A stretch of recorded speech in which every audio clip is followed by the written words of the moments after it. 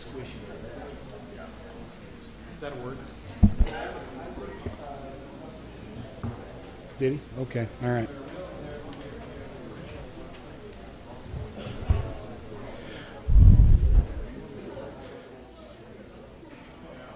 Welcome to City Council. Councilman Bocut is telling me it's time to start. It's past time, so we better get going. Let's see.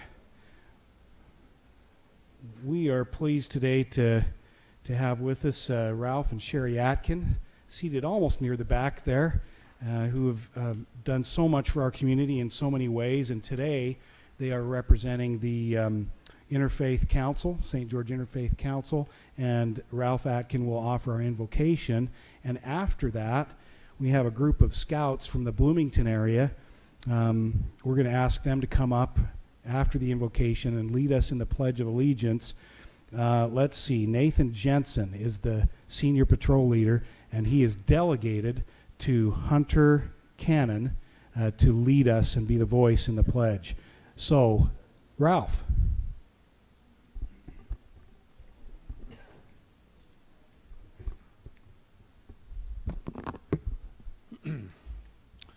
Our dear Heavenly Father, we're grateful today to gather in this meeting in freedom to exercise the many wonderful freedoms that we enjoy in this great land of America. We're grateful for this community that we live in. We're grateful for servants that are willing to provide service as members of the City Council. And we pray for thy guidance and thy direction and thy blessings to be with them. And we pray a special blessing upon our city and the people that reside here and those who do commerce here. Bless them with thy holy influence and thy spirit in all they do. We express our gratitude to thee for the great blessings of life that we enjoy in Utah's Dixie. And we say this in the name of Jesus Christ. Amen. Thank you, Ralph. All right, scouts, come forward. You can lead them, Nathan. Show them the way up to the podium.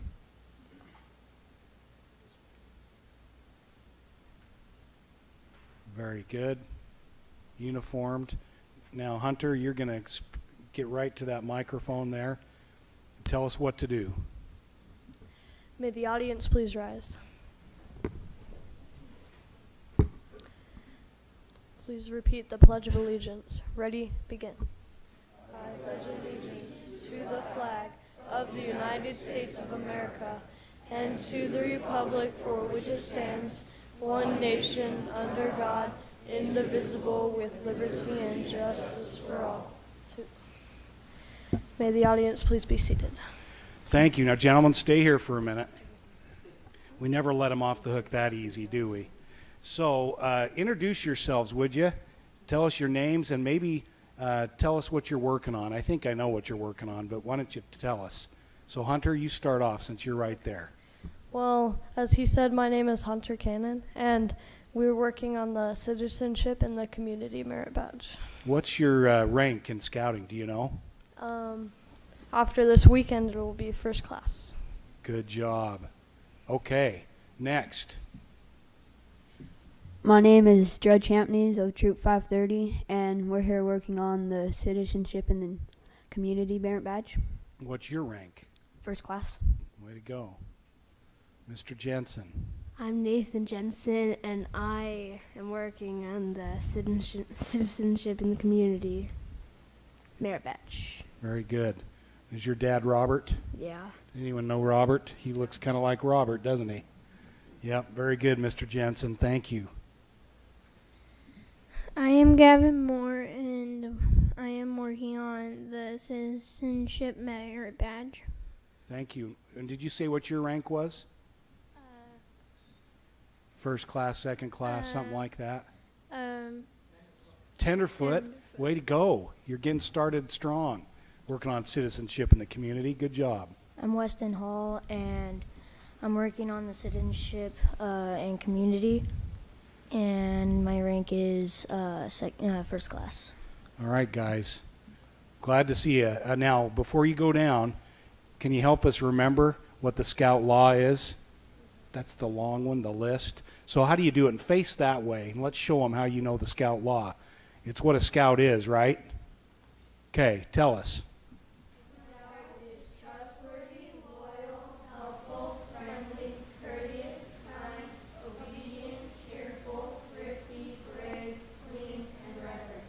Excellent. Joe, did they miss any? Hungry, yeah. We usually add that one. Is that okay, guys? Yeah, I resemble that too. So, very good. Thank you, gentlemen. We appreciate you helping out today. We love having the Boy Scouts, Girl Scouts, and the young people from the high school and the college that come here for various assignments, and just glad to have you here. Okay, let's see. Before I go any further, I want to make sure that I excuse two of our council members who are out of town. I don't think we're going to see Jimmy make it. He's taking care of a family, and it's like far away, Arizona Strip somewhere. So I don't think we'll see Jimmy, and Betty Ariel is out of town with her job as well. So we do have, I'll say this up front, where we have 3 council members, that means for any item on our agenda a little later to pass, it needs to be unanimous. See how that works?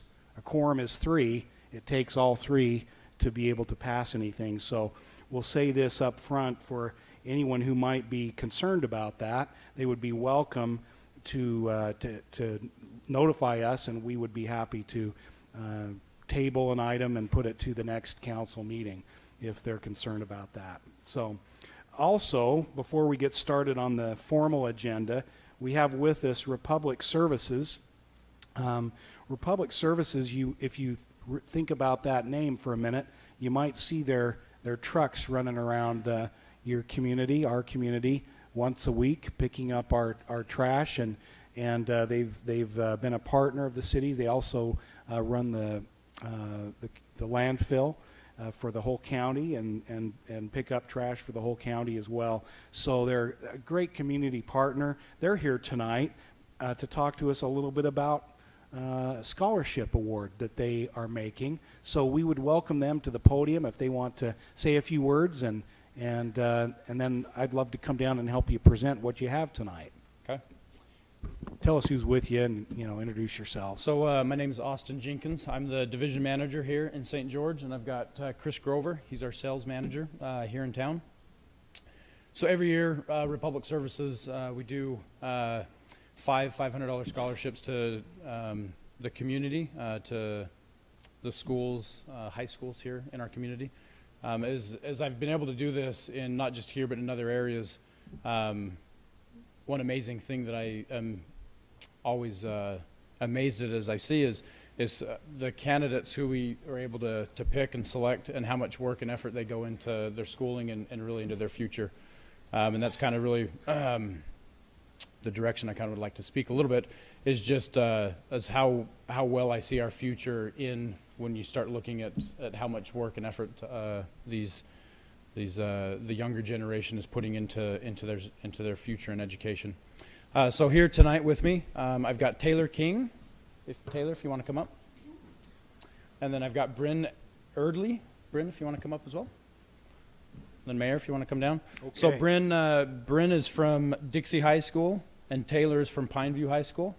So they are here with me tonight, and we would like to present each of them with $500 from Republic Services to further their education.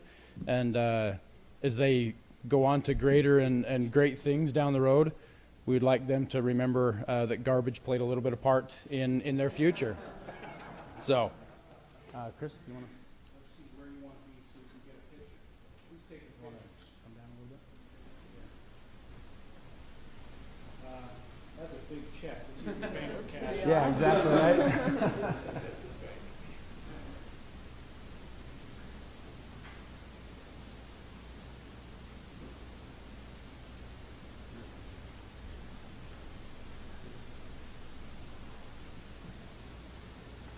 Let's give them all a hand.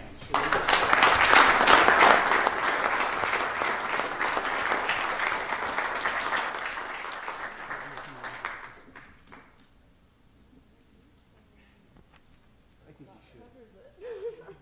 Put you on the spot. Did you learn a little bit about garbage as you researched what Republic is and where the money's coming from? Yeah, I was really surprised through my research and stuff how much garbage there was and everything. But I was also really impressed with how much St. George does to try and help with that. Yep, for sure. Yeah, I agree. It's awesome to see how organized everything is and like all the behind the scenes work and everything. So. And the mayor can speak to this, but really the county, St. George goes to great efforts to make sure that we have a very clean community. They put a lot of effort into it, and it's great to be a partner with them. So, thank you guys very much. Thank you. Thanks, Thanks Kevin. again.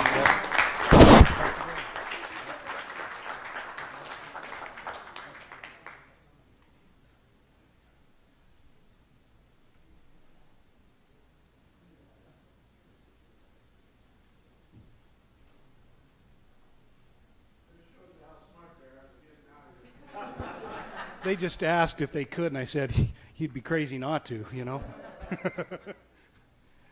Anyway, we appreciate you being here. That's great. Appreciate our community partners and businesses, so many that get involved through education in one way or another. And, this is a good one. You put your money where your mouth is and help support education. I want to also mention a couple other things, Council, and also for the public. May is Bike Month, so hopefully you take an opportunity to ride your bike once in a while. Joe's going to ride his every day. Once he gets the training wheels off. No, but this week was Bike to Work Week, and I always try to do that. It's hard, I'll tell you what, logistically, that's pretty hard, but tomorrow, for anyone who's able to, if you have the time, there's what they call the bike pit stop right here at the Bicycle Exchange Council that you approved here. Why do I say exchange, Joe? It's the Bicycle Collective, which they collect bikes from whoever would like to donate them. They fix them up, and then they either sell them at a very reasonable cost or sometimes might even donate them to people in the greatest need. Right here at the boulevard just west of Ancestor Square, and it's the old Trafalgar, right, for those that have been around a couple of years. And most recently it was the hospital's thrift shop. It's now currently the Bicycle Collective. So if you're able, between 7 and 9 a.m. tomorrow morning, they'll have some donuts and very healthy stuff, I'm sure, juice, coffee, other stuff, muffins, for anyone who's riding their bike to work tomorrow morning between 7 and 9. Also, Council, for you specifically, I think you're aware we're going to have a joint meeting/social with the Washington City Council. We haven't done this for a long time, but we have a few issues we would like to just at least talk about. We'll probably make it a work meeting officially. We'll notice it, but it will be mostly a social, Adam, right? We're going to barbecue hamburgers. We're going to meet out at the Segmiller Farm Park on the 30th of May, 6 p.m. Because of that, we're going to cancel the 5th Thursday work meeting. Sometimes we have a meeting on that day, sometimes we don't. But because we've got that meeting/social on the 30th, we'll cancel the meeting on the 31st. Okay? That's where they've got goats and plenty of chickens, and I hear they're even going to have a few donkeys soon. Yeah. Yeah. At least, yeah. Speak for ourselves, right? But yeah. Let's see. Have I missed anything else? I don't think I've missed anything else pre-agenda. So, Adam, have there been any changes to the written agenda? No, there haven't. All right, then I think we can begin. Council, any other things we got to hit up front? I will repeat, in case you haven't noticed, anyone that's here as an applicant for the agenda, because we only have 3 council members here, any measure would have to be unanimous to pass one way or the other. So if that makes you at all concerned, you are more than welcome to ask us to table that item, and we will hear it at our next scheduled meeting, which would be, I think it's June 7th. Does that sound right? So let us know now or before your item or as your item comes up on the agenda, whichever works for you. There are several here that I see, you know, again, just depends on how things go. You could have a decision that you don't like, and if you had 2 other members of the council, it might be different. So that's why we give you that opportunity. All right, Adam.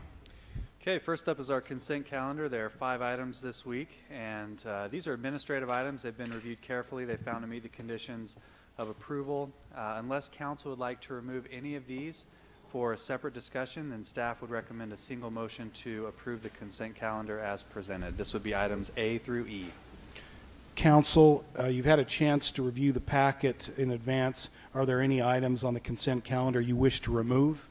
Well, Mayor, I'd make a motion to approve all of them. We have a motion by Ed to approve the items on the consent calendar. We have a second by Joe. Any discussion? All in favor, say aye. Aye. Any opposed, say nay. Motion carries unanimously.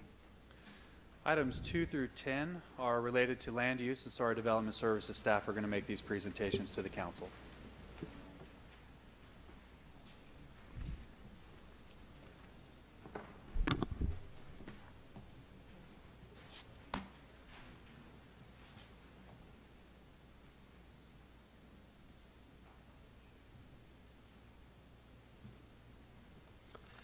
Well, Mayor and Council, you certainly caught me by surprise. That went so quickly. Hey, we don't mess around, you know. You're not messing around. Item 2 is a public hearing in consideration of an ordinance amending a general plan from low-density residential to professional office on approximately 5.42 acres located south of Dixie Regional Medical Center and east of Meadow Creek Estates. This is near River Road, and it's near 900 South. So on the screen and in your packet, this shows the zoning map for the area. And you can see down below the aerial view, we'll be talking about this area in here, and I'll show another graphic for it. This shows the current general plan. If you look at the bottom, you can see a little bit better there. All of this pinkish color is already professional office. And there's quite a few businesses, Coral Desert and such, and Hey, Spine. Ray, can we try to get that screen working on the in front of us? Oh, there we go. Maybe it'll sync. It's on now. Christina just turned it on. For all those of you in the audience, what you see up here, we see on a screen right here, so that we can be on the same page. Is it up yet? Powering on. Please wait. No signal. Yeah, I had no idea.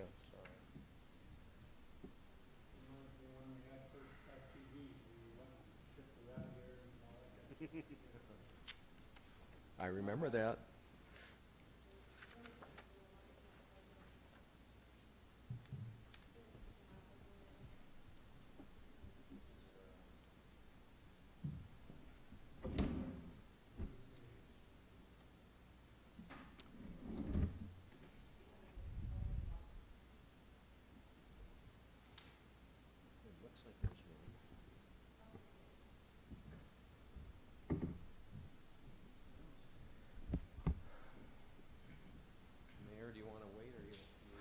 We can probably keep going.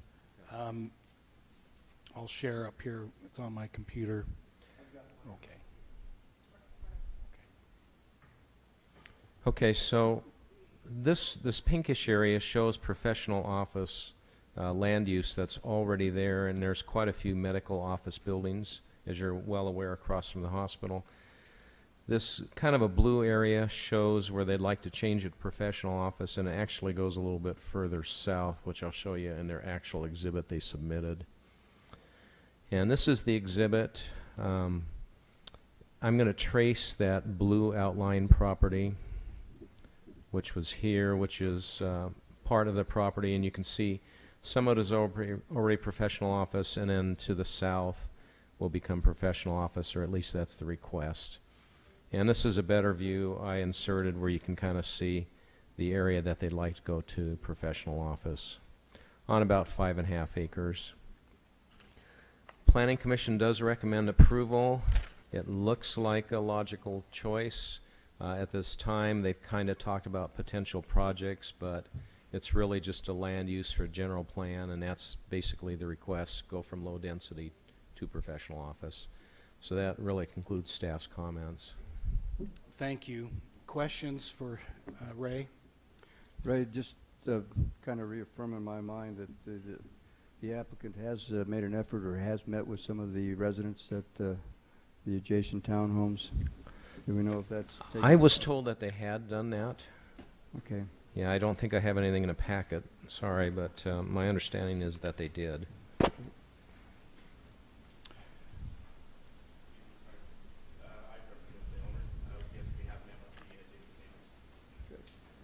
Thank you.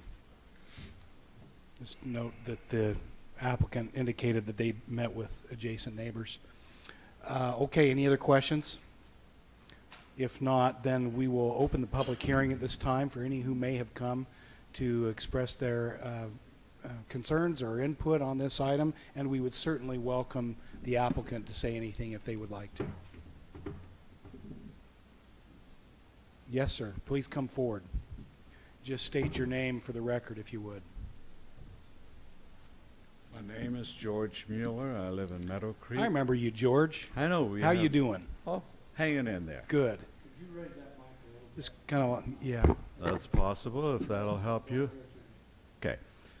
The only concern I have, at one time the buildings on that area of the property should have been no more than 35 in height, 35 feet in height.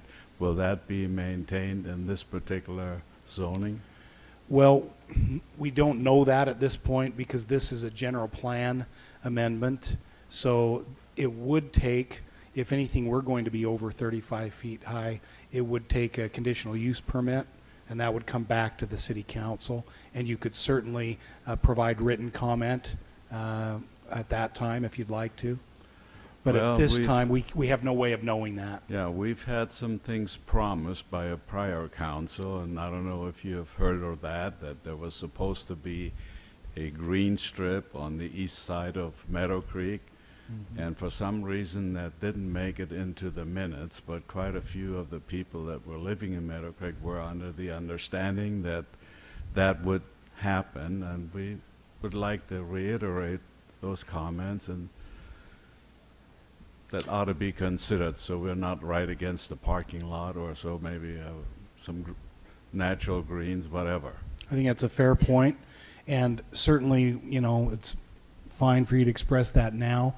When it comes back at some point, if this were to be passed, George, it would require a zone change, and at that time, we could also, you will be notified then. Correct, staff? They would be notified for a zone change, and so you could make that point again, keep it in our minds. But we will certainly note that, and staff will note that as well.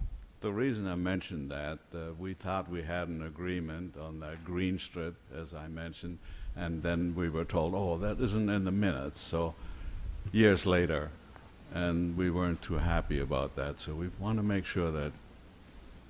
I'm going to let our staff just comment there on that. Ray will provide some comment.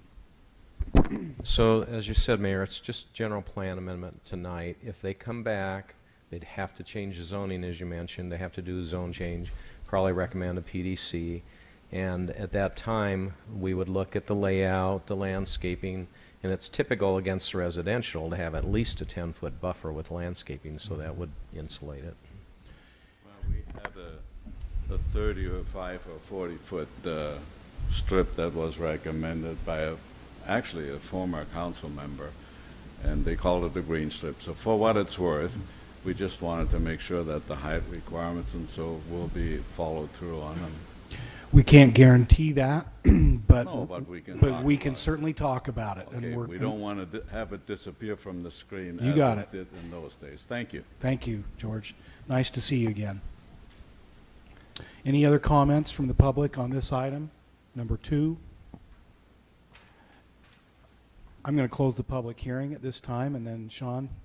Mayor, I just wanted to put on the record, since we discussed the height, and you're right, this is just a general plan change, but with our new Title 10 changes, with some of the input we've had from the council on the number of conditional use permits, we've recommended some changes to the height requirements before they come in, and one of those that we are recommending, it's still up to you when we discuss it, is that we raise that to 50 feet before they come in on a professional office or a commercial building, before we come in and have them do a conditional use permit, because we see a lot of those buildings in that range with the parapet and to cover the air conditioning and things Mechanical. like that. Mhm. So I just wanted to put that on the record here so that no one thinks that as we come in June and with our changes to Title 10 and make that recommendation that we didn't discuss that tonight. Thank you. And that hasn't been approved yet, but you're right. That is something that the council, especially when it's come to commercial and office commercial, we often will approve a conditional use permit for height because it's just not high enough to make sense. Even sometimes for just a 2 or 3 story building. Okay, And council. tonight, we're just, General since plan. We're just amending the general plan, and I'm going to make a motion to amend the general plan from low-density residential to professional office. Second. We have a motion by Michelle in 2 seconds. We'll go with Joe for the second. Any discussion on the motion? Seeing none, all in favor, starting with Ed, say aye. Aye. Aye. Motion carries unanimously. The general plan is amended.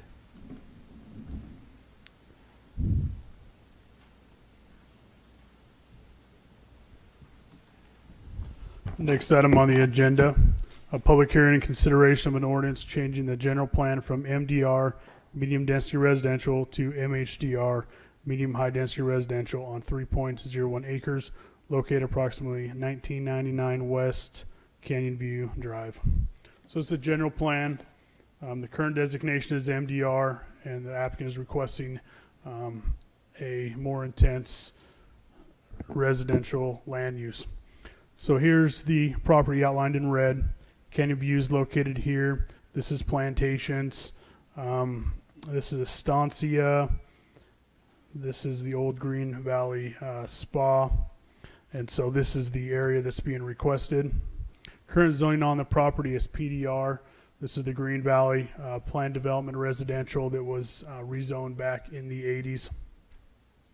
The current land use in the property, you have medium density residential, which is 5 to 9 units an acre. You have high density residential with Estancia that's located just west of the property. When Green Valley was originally approved in the 80s, the MDR land use designation was 5 to 15 units an acre, which is why you have Sports Village and some of these other projects that exceed the current MDR land use designation, which the applicant with the MHDR request would be from 10 to 15. This is the exhibit that was provided by the applicant. With this proposal, with the current MDR, you could expect between 15 to 27 units. With the MHDR, that range would provide around 30 to 45 units an acre. Planning Commission, they reviewed it and recommended approval for this change to the general plan. That concludes staff's presentation. If the council has any questions. John, that would be intended to be for short-term rentals? This area is permitted for short-term rentals, so they would have the ability to request that with their PD. Okay. Thank you. Again, we're just changing the, proposing to change the general plan tonight, but good point, Ed. Any other questions from the council? And the access to that would be Plantation, or There's a couple access points. We haven't worked that out with them quite yet, but there's this private road here. There's also this property owner also owns Estancia, and so there's a few access points. We'd have to work that out. When you get to zoning. Correct. No other questions, council? Thank you, John. And I'll open the public hearing at this time for any who may have come to provide input or ask questions on this item, number 3 on our agenda. Don't all jump up at once. All right, seeing none, I'll close the public hearing. Is there anything the applicant would want to say if the applicant's here? You're good? Okay. Then I'll come back to you, council, for any discussion or a motion if you're so inclined. well, this fits in with all of the other units they have up there, I think, by the old Green Valley. I can't pronounce your new name very well, so I'm not even going to try. But I will make a motion to amend the general plan from medium density residential to medium high density residential at 1999 West Canyon View Drive. Second. We have a motion by Michelle and a second by, was that you, Ed? Yes. Any discussion on the motion?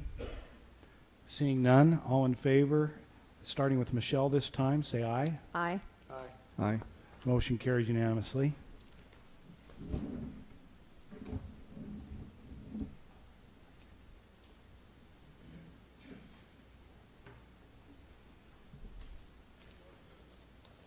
Next item on the agenda, item number 4, public hearing and consideration of an ordinance change the zoning from A1 to RE20 on 19.5 acres for Crimson Meadows. Property is generally located at 1600 South along 3000 East on the east side of the road. So this is one that the City Council has seen before. Originally the applicant requested R110. The City Council denied that request. And so the applicant has modified the request for council's consideration. There is a provision in the ordinance that allows an applicant to request another zone within 1 year as long as there's a substantial change. That substantial change is outlined in the code, and it is in the determination of the City Council whether it is a substantial change. And so the first action would be, is it a substantial change? And then if it is, the consideration of the zone change. If it's not, then the applicant would have to wait a year. Could that be part of the motion? Yes. Okay. So this is the site. 3000 East is located here. It's this area that's highlighted in the green-blue area. The current zoning on the property is A1. In this area, you have mostly A1. You have some A20 across the street.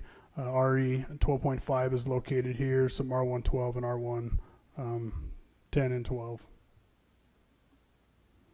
The current general plan on the property is low density residential, which has a density level of 0 to 4 units an acre. That could accommodate R18 to RE 37.5, and so that's the range that the applicant can request. This is the zone change exhibit that was provided by the applicant. It also has the area in Washington that's not in St. George limits that shows it is R1 15, which is 15,000 square foot lot size minimum.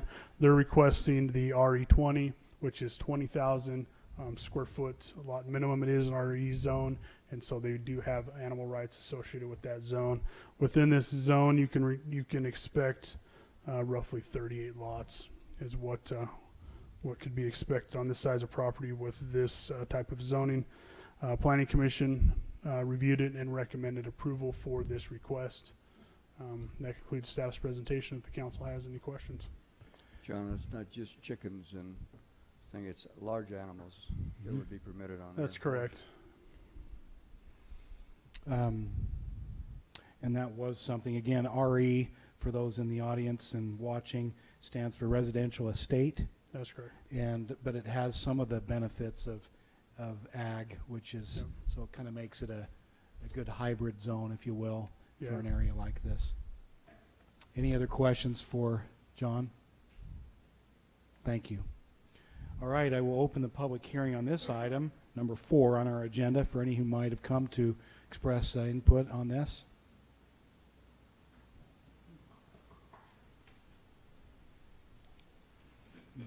Again, just state your name for the record. Okay.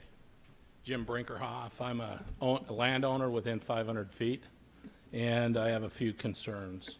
I went to the Planning Commission and voiced some concerns, and they kind of said, hey, we appreciate your concerns, but really didn't. Out in the hall, they told me, there's nothing we can do about it.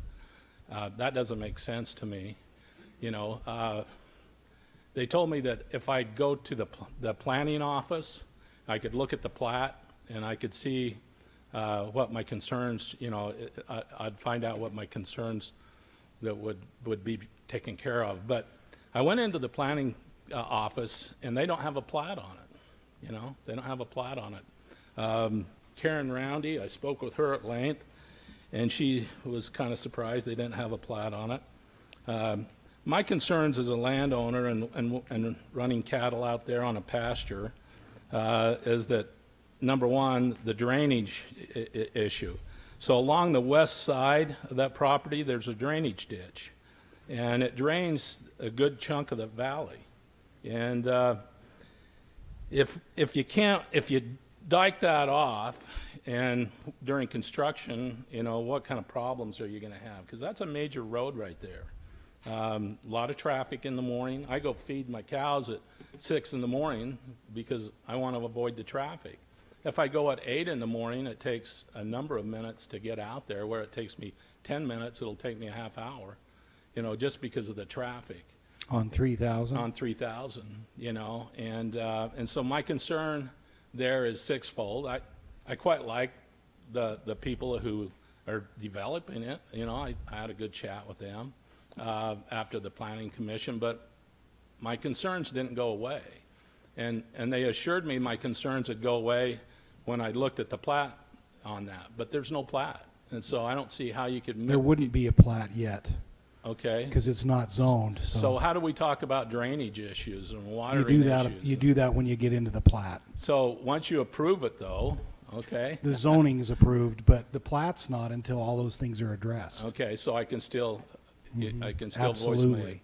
my, you know, because there's a infrastructure problem with all that traffic out there. There's a really concern. And of course the road between the properties, and I understand there's 38 lots that are going in. I have a fence there that I want maintained for my livestock because I have to keep livestock there for the green belt year round, or else I'd move them up to my ranch. And so there's some concerns there. And as long as I just want to go on record that I have these concerns and they need to be addressed. And my family has these concerns too. We're not trying to stop development. I think development is a positive thing for the most part. I want my values to go up, you know, land values to go up. So does my family. But I'd really like these concerns voiced, and I went the extra mile to find out about these, and I just want them addressed. So, okay. Thank you. Thank you. Wes, or could someone from staff maybe come and just at least generally address those issues? Yeah, we visited after the Planning Commission meeting, and like you said, we wouldn't get into that detail yet until the plat comes forward. And so I talked to Mr. Brinkerhoff and indicated that once that plat comes forward, we'd be happy to meet with him and kind of go over what the developer is proposing to do with the ditch along 3,000 and the roads and so forth. And we know we've got to deal with that. Yeah, we know we got to deal with the ditch, and so we're still undecided as to whether to leave it open or pipe it, and that discussion's kind of ongoing right now. Okay, thank you. We can certainly do that. We'll make sure that if this were to pass, that we get back with you because of your concerns expressed, Mr. Brinkerhoff. Okay. And I'm just here to say my name's Colleen Brinkerhoff Cook, and I'm here to second the motion with James that made your concerns. I just wanted to go on record. Okay. Thank you. Others?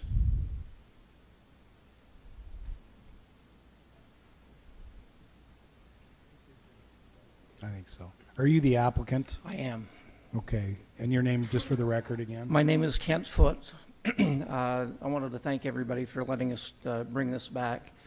There's a lot of things that we didn't understand when we brought it the first time, and when we applied for this under the R110, it was looking at, keep in mind, we don't know the area. We come in and we buy a piece of property, and we took a look at the area. There was some R110 in the area. It laid out well, so that's why we brought it. After hearing the concerns of the City Council, at the meeting on March 15th, we went back to the drawing board and tried to work out, you know, a few of these issues. And we believe that we have a couple of plats that will work. As you know, until you get the zoning, there's not too much you can do with a plat.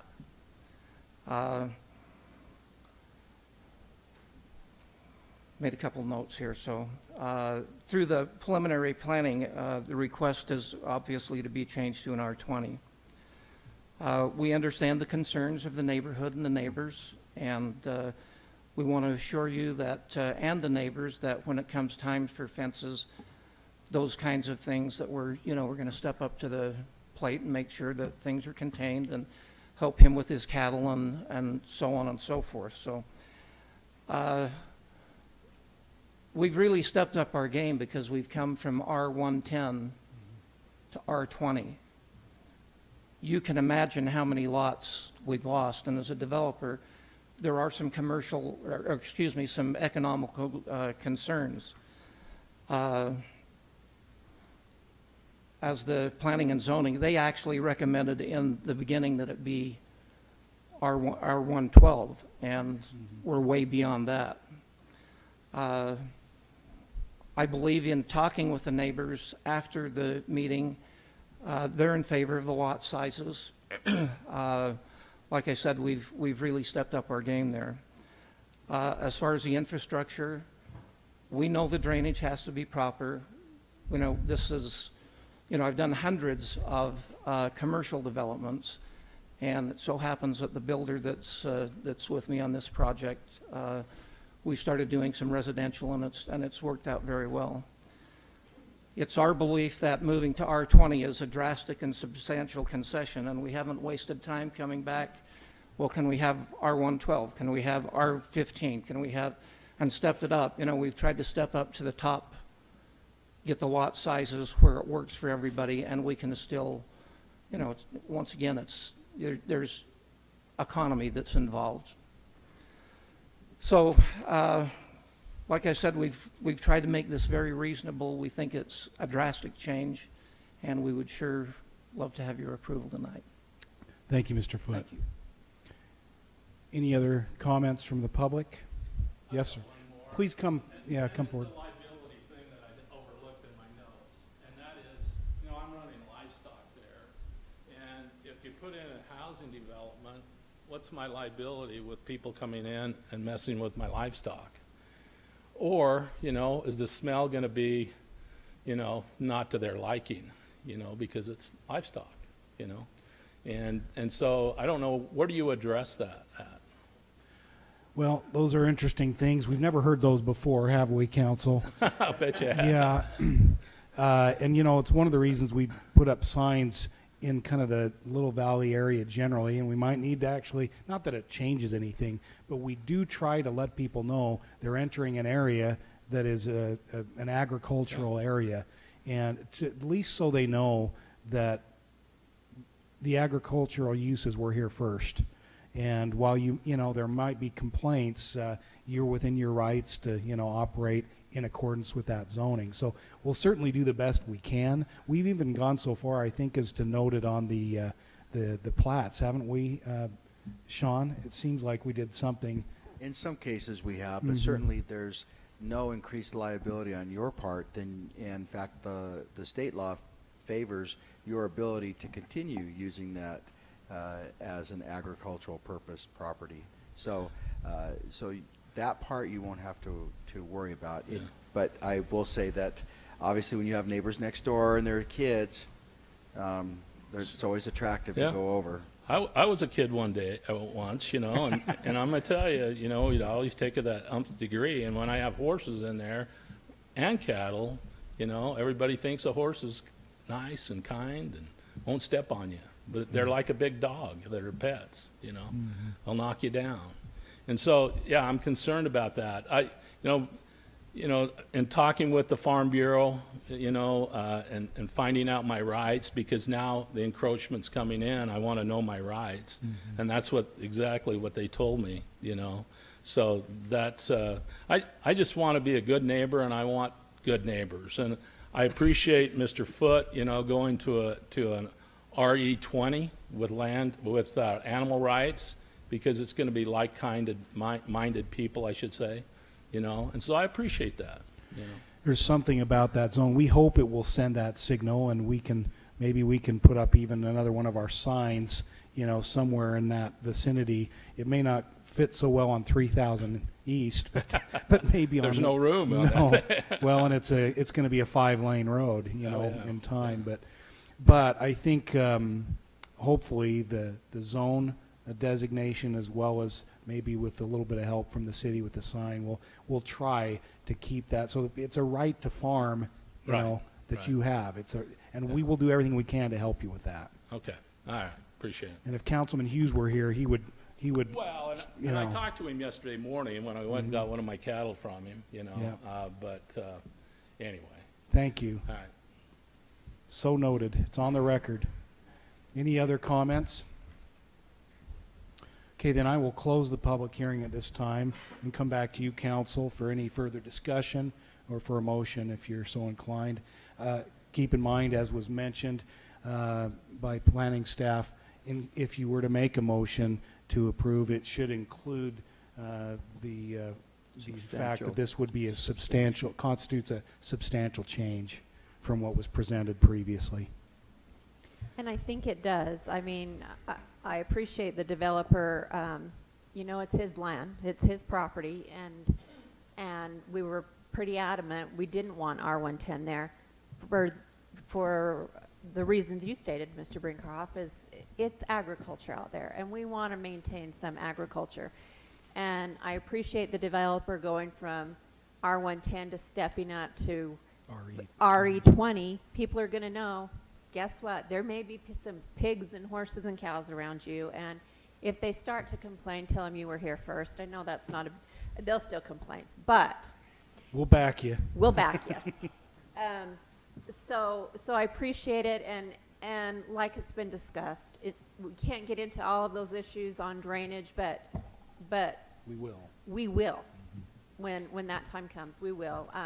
We don't want it to be a danger. We don't want liability, anywhere, and we appreciate the ag that goes on out there. We don't want you gone. So I appreciate the concessions that have been made.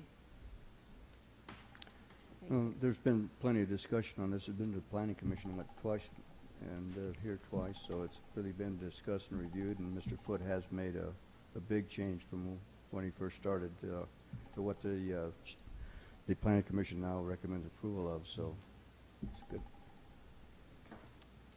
So I would second her motion. I don't know if she made one. Well, I didn't, but I will. Okay.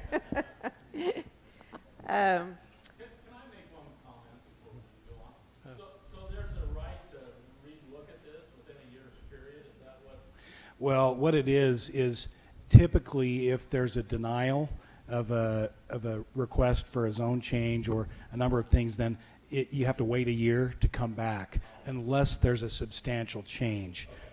That's why that's mentioned. Thank you for asking. So I will make a motion to approve the zone change from A1 agriculture to RE20, because this is a substantial change and within the year period of time, on 19.5 acres for Crimson Meadow RVSD. I'll second that. I have a motion by Michelle with a second by Joe. Any discussion on the motion? I just have a comment on it. The advantage you current property owners have is that the people who will buy in there already know that's agriculture. That makes a big difference than if we try to go in the middle of the city somewhere and bring horses and cows in. So when they buy, they're going to know that. Now, will they complain occasionally? Probably. But at least at least they'll know ahead of time. Any other comments on the motion?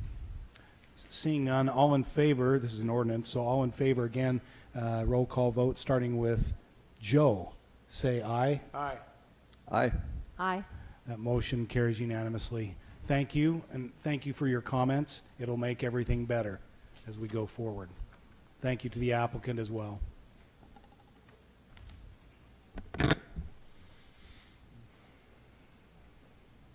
Next item is item 5, another zone change. Public hearing and consideration of an ordinance changing the zoning from open space to C2 highway commercial on approximately 12.9 acres for Twin Lakes. Property is generally located north of the I-15 freeway between Twin Lakes Drive and Red Hills Parkway.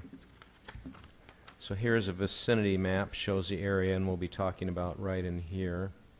Here's the 15 freeway for reference. The green space that you can see in front is the open space, the current zoning. That's requested to go to C2. And this shows the general plan underlying which is commercial, which would support a commercial zone. And the applicant has requested C2. The Planning Commission spent quite some time on this, over an hour of discussion, and they made a motion to recommend denial of the C2, but they encouraged motion and made a motion for changing the zone to plan development commercial at a vote of 6-0, or 6-0, excuse me. And this shows what the Planning Commission recommended. Just briefly, the Planning Commission talked about the fact that it's by the freeway and highly visible. They talked about the uses. The Planning Commission would like the opportunity to review a list of uses and not have all of the C2. Talked about wanting to be able to see the design. And there was some talk during the meeting about devaluing of land of C2 versus PDC. The Planning Commission didn't agree with that. That was their opinion. The city said that it's not expected for an applicant to have a detailed layout. If they don't have one at this time, that the council's seen in the past, some conceptual layouts, and that could be considered. And that they would have to come back, individually zone change amendments, as has been typical on other PDC properties. And they had quite a bit of talk about plan development, conceptual site plan application, or conditional use permit as a possibility to look at if it remains C2, but they also felt that that was not a guarantee, and there could be some circumstances where they wouldn't see it. So I think they like the idea of commercial at this location. They just had a different opinion about the particular zoning. And that concludes staff's comments. Questions for staff, council? Just for the audience and for those at home, that big piece of green right adjacent to the freeway, that's going to remain open space, is that correct? That would remain open space here. Here's the new alignment of the road, and here's where you're going underneath the freeway over towards the mall. So that'll, okay.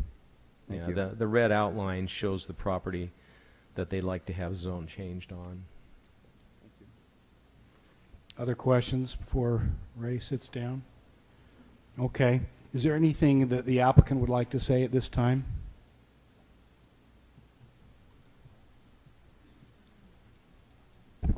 Thank you, Mayor. My name is Neil Walter with NAI Commercial Real Estate. I represent the applicant, RDM Development. I'll just note that the applicant is present. Brent Gardner with Alpha Engineering is one of the principals, and he's here as well for this proposed zone change. I appreciate the opportunity to visit a little bit about the reason why we've proposed the C2 as opposed to as opposed to a planned development commercial zone. Part of it comes as we kind of look at this particular parcel. There's a little bit of history here that I think all of you know, but I think is worth just revisiting for just a moment. So The parcel, as many of you are aware, was the Twin Lakes Golf Course on multiple occasions, unfortunately. And it was a beautiful property. In fact, I golfed there a couple of times actually as a very young man when some of the subdivision was originally being built. The current property owner purchased the property after a number of years of disrepair. And I have a lot of empathy for some of the members of the neighborhood in that community. They discussed that at the Planning Commission meeting and how the loss of the golf course really had a negative impact on them. And I think that's a very fair statement. And it also had a big impact on the visual presence of coming into our community. When you'd come down I-15, it's a big difference to have a beautiful golf course there on the right-hand side right before you come into the bluffs versus what kind of was left there after a period of time. One of the things that the current owner made a significant effort to do was to be cooperative and try and resolve some of the issues that were left with regard to the parcel.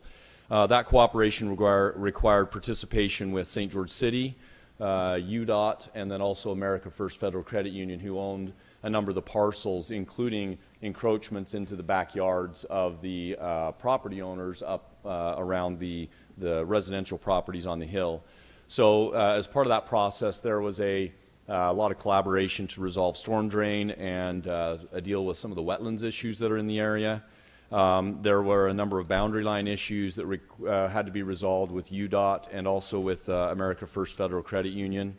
We were able to, the applicant was able to resolve the issues related to the backyards so that the applicant didn't essentially own the backyards of the properties that were up on the hill. They worked out land swaps and got all of that aligned so that that was just a lot better situation for the property owners and the association there. There was, of course, as you may be well aware, there were a couple of land exchanges that happened to facilitate the realignment of the road and the new underpass, which has greatly enhanced the flow of traffic in that area. And in fact, I'm a beneficiary of that. That cross-town traffic has really been a significant improvement from that. The general plan amendment for commercial use is complete, and I apparently touched the wrong button here, Ray. I apologize for that. I'll keep my fingers off your screen. Thank you. But we approached this as C2, and the reason why is we felt like the C2 was the right zone for the property, and we had some specific reasons why we wanted to approach that.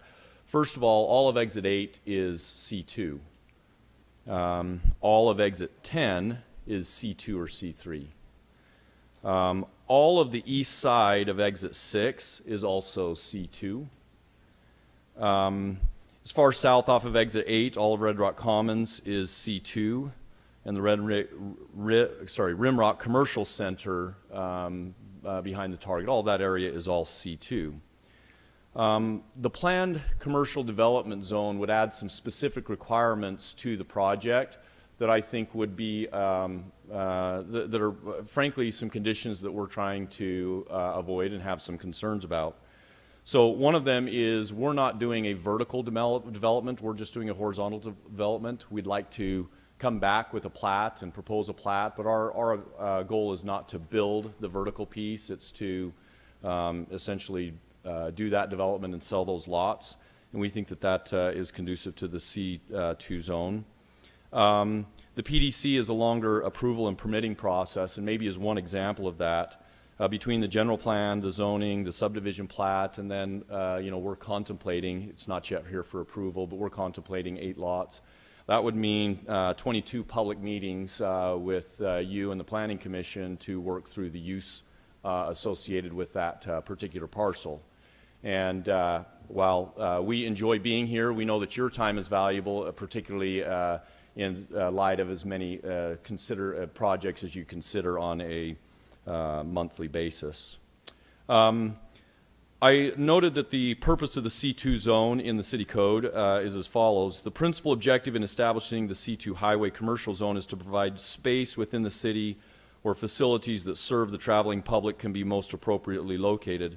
Other purposes for establishing the C2 highway commercial zone are to promote safety on the highways, to promote the convenience of the traveling public, to promote beauty and the appearance of roadsides and interchanges leading into the city, and to prohibit uses which will tend to be contrary to the use of the land for its primary purposes, or which would be unsightly to the traveling public.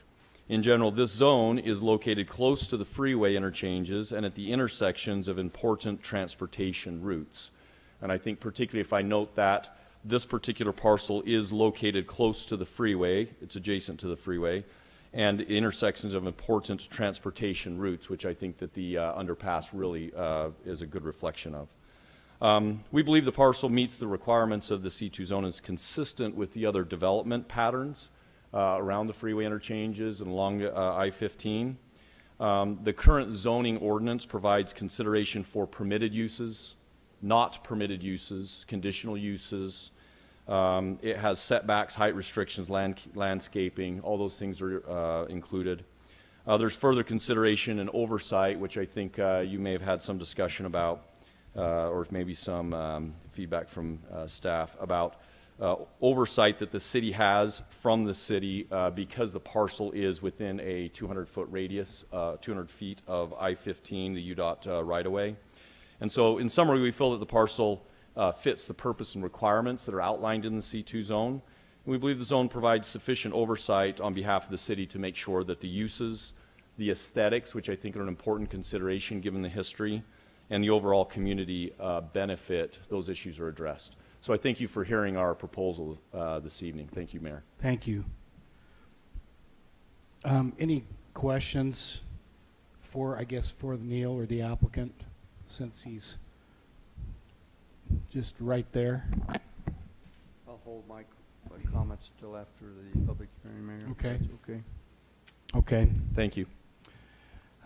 Sean, any comments in terms of C2 or PD commercial that in your mind arise after some of those comments? Well, and I would also defer to the staff, but I don't think that if the goal is to limit the uses that could be accomplished on that property, I don't see the PD process as being any more cumbersome. I shouldn't say cumbersome.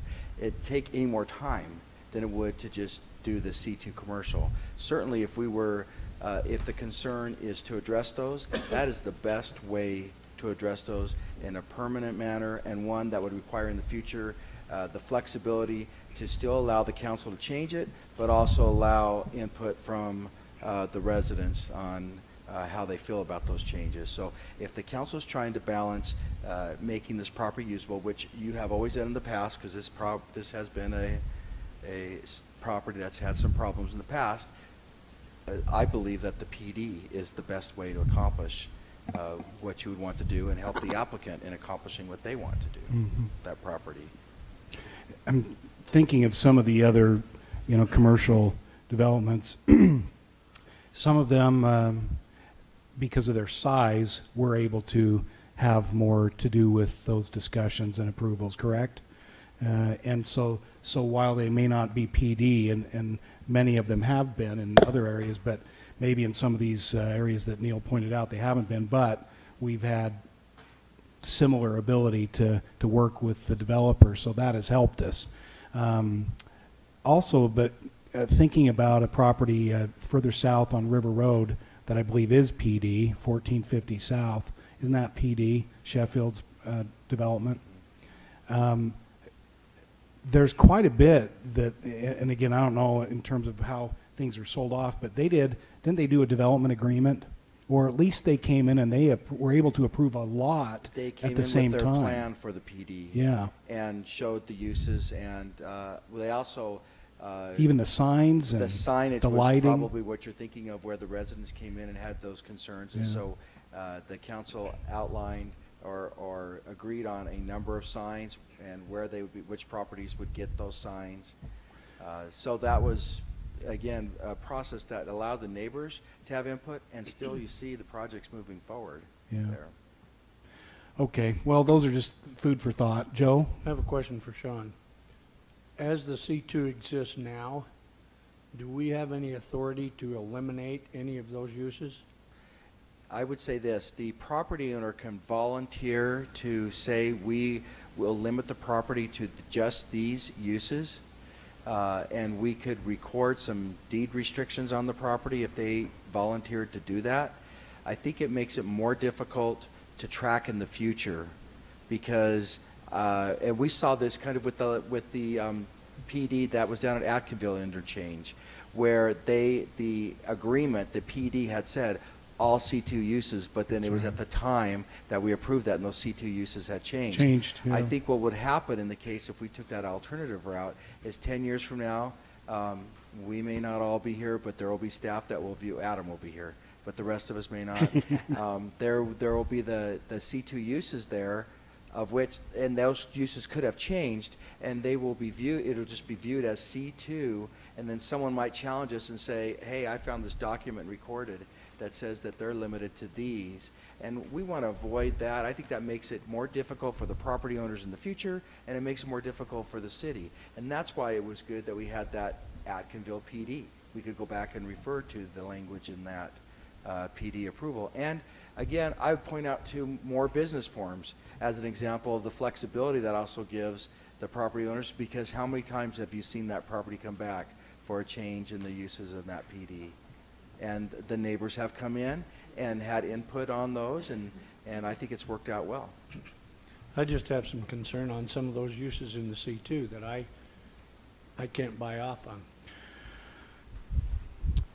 Okay, so I just wanted to follow up a little bit on your comments on the property in 1450 and River Road, and Joe's comments. We were able to control the signage down there and the size and the signage and so forth because it is PD. This particular piece of property is right along parallel with the freeway, and I'm concerned about billboards, whether they would be allowed to have big billboards there because of the signage ordinance or otherwise. Well, and not having mapped out the distance, it's very likely that if it was zoned as a commercial zone, that it might allow for another billboard to be placed along that frontage. But I'd have to get with John and map out the distance from the current Yesco billboard that we allowed them to move back along the, I forgot what the name of it, Motozu, yeah, Motozu over there. Yeah. Mm-hmm. Yeah. Thank you. So it might. okay, well, we haven't opened the public hearing yet, so I will do that at this time. I will open the public hearing on this item 5 on our agenda. Is there anyone here that's come to provide input, ask questions? Please come forward one at a time and just state your name for the record.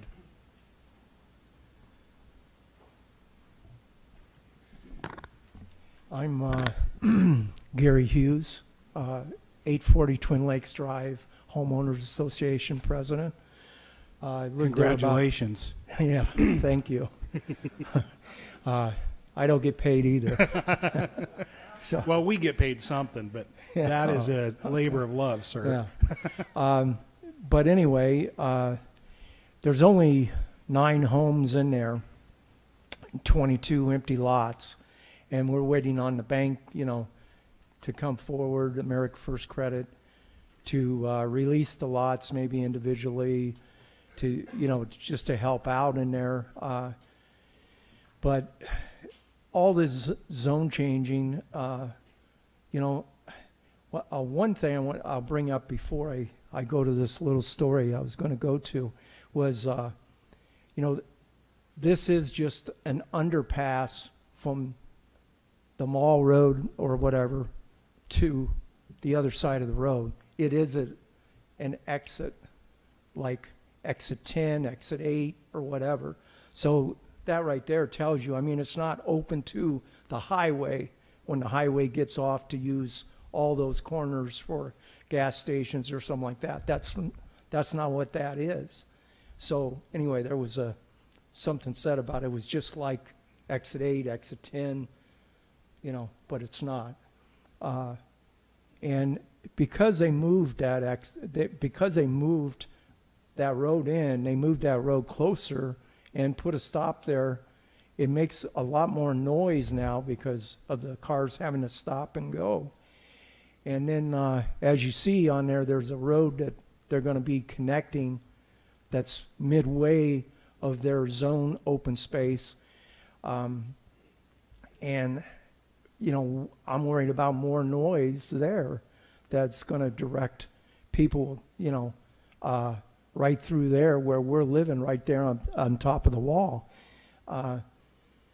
When we, now I'll go to my story. Now you guys were real nice about cows being here first. What about people, huh? Is Yeah. that what you're saying? Yeah. All right. And so we were here first, and it was a and it was a golf course. And because of that, what has happened, that's devalued our property quite a bit. And anyway, I'm just trying to be sure whatever the developer is trying to do in there, is it going to, you know, drop our properties even more than they are now. And I mean, it is a shame that you guys didn't mention the cow thing. I mean, you know, we're people, and there's you know, there's probably one of the nicest RV parks that we connect to back behind us there, in the area. And you know, everything used to be R3, pretty much in there, and for townhomes and residential. And if the city needs anything right now, that's what they need. And I mean, they're just want to use it and try to get as much money as they want out of it, or as they can. And you know, if they're allowed to do that, I wish somehow they would share that with protecting our property with some type of buffer zone or something, that we don't have to hear the noise or see, you know, what's going on. Even though we are pretty far above their height. But anyway, I just want to let you, I mean, there is people getting hurt because of this, and there isn't much else I can say, I guess. But thank you very much for letting me speak. Thank you. Yeah. Mr. Hughes, is that right? Yes. Thank you. Gary.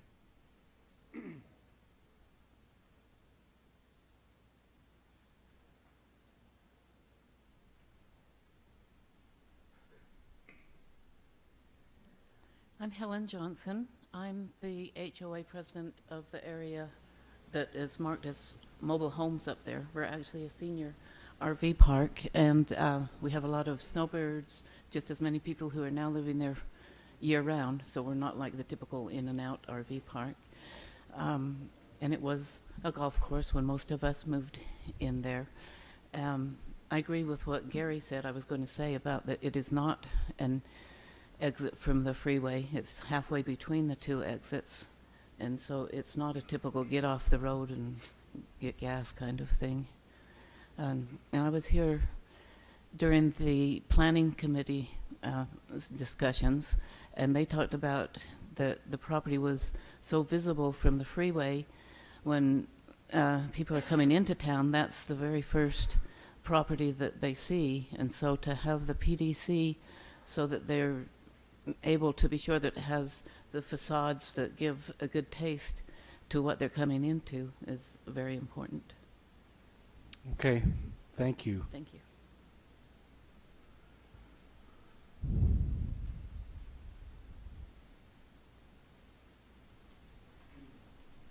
Good evening. My name is Robert Stein. Robert? Yes. And Stein. I'm a property owner at Twin Lakes. And all I want to address is the traffic situation there. There's only one way into my development, which is Cottonwood Springs Road. I don't know, I take it you're all familiar with it? Mm-hmm. So we come out of our development, we come down to Cottonwood Springs. With the new underpass, the way it's set, there is so much traffic coming through. If you did a survey, it's very tough to make a left-hand turn out of Cottonwood Springs. It's easy to make the right-hand turn. So if you place a commercial property where it is right now, with its proximity to this underpass, there's no way that the commercial property can let these people on their property, after they're done shopping, make a left-hand turn onto Red Hills because of the proximity of the underpass. Therefore, they'll only be able to make a right-hand turn, or this commercial piece of property will dump their traffic onto Cottonwood Springs, and it's just going to back it up, and you're probably going to need another traffic signal. You've got one at the new interchange now, and if you go down just a little bit to where Cottonwood Springs is, and we all come out there and try and make a left or a right for that matter, with the 45-mile-an-hour speed limit that's enforced right now, it's extremely difficult to make a left-hand turn. You've got to really watch the cars coming up over that ridge from the new interchange. So if these people put a commercial property there, there's no way they can make a left-hand turn. It's impossible.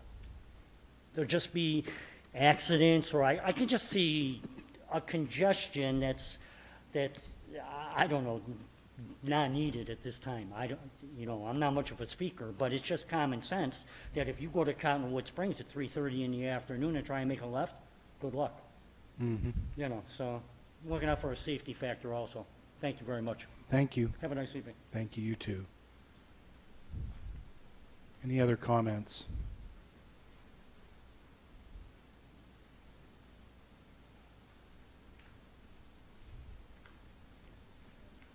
Hi, my name is Wes Davis. I don't live over there, but do commercial real estate in town, and also have done a number of developments in the city. In reference to what's the highest and best use, I think listening to the comments from council and commission, it sounds like some type of a commercial use is obviously the best use for that property there. In reference to how it should go, I would support that C2 is a much better option than PDC. One of the reasons is everything around there is already zone C2. Earlier it was referenced the project on 1450 South and River Road. I mean, if you look at that project and the time that it's had and then it's come and gone and missed a number of opportunities because the process is so cumbersome for businesses wanting to come in. You've got to spend a lot of time and money and energy and engineering and architecture before you even have any idea if you're going to be able to do a project or not. So the cost and the time is something that businesses really take into consideration. If you look at that project, they've missed out on several C-stores, they've missed out on several supermarkets. I don't think it was because of this, though. Well, there's a lot of reasons. There's a lot of reasons. Yeah. But you look at the city council meetings that they had to come to, it was packed. And some of them, I mean, were good or were different or otherwise. But they have had a lot of challenges there. And it would, I think if you look at what's developed along I-15 there, what's zoned C2 along there, and even existing parcels that haven't been developed and built that are zoned C2, just as you go further up from this property. So in working with businesses that are looking to relocate here all the time and have helped a number of retail and office businesses come in, going the PD route, the PDC route, it is more expensive for them up front, and it is also more costly for them on the back end because it is a more expensive process also when they go to build those properties. I think if you look around town, there are a lot of properties that have been built and do look nice that have been developed in the C2 zone. Just because it's C2 doesn't mean they're going to build something that's not attractive or not enticing, because they're coming to build a business that they want to thrive, that they want to make look presentable to the public, that'll draw people there to shop and support their businesses. So they're certainly incentivized to do something that looks nice and is attractive. I think the idea that Councilman or Attorney Guzman presented is a good potential to say, hey, it is C2, and maybe instead of saying what the permitted uses are, if there are certain uses in the C2 that the council is concerned about, maybe identify some uses that you would like excluded and let what the city's developed and used in the past to dictate how they would like to see the city built and developed, use the rules and regulations that are already in place and support the existing development and other properties that are similarly zoned in that area. So, thank you. Thank you, Wes. Any others?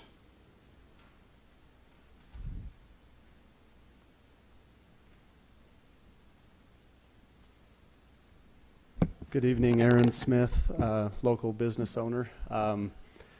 I helped develop the parcel just to the east, the C2 parcel right there, Moto United, and was part of the process of changing that from residential to C2 zoning. And I think you guys know what the results are of that. We went through that process about 3 years ago, and everybody approved C2 at that point. I guess I'm having a harder time understanding why this parcel's different than the parcel next to it. In addition, I've been through the process of PD development when I developed Moto Zoo on the other side of town. That is in PD. And from firsthand experience, which is all you can really share, there's a significant difference developing in PD than there is in C2. And the difference comes in the legislative versus the administrative process. So everything in a PD gets legislated by a planning and zoning and a council, and everything is done by committees and meetings. And to me, it's not even plausible to say that they take the same amount of time, because they don't take the same amount of time. It takes significantly longer to come through and get on an agenda and be heard and seen before a commission and then again a council than it does to go in and talk to an administrator and have them sign off on a set of plans that meet the existing requirements. And there's a cost factor to that.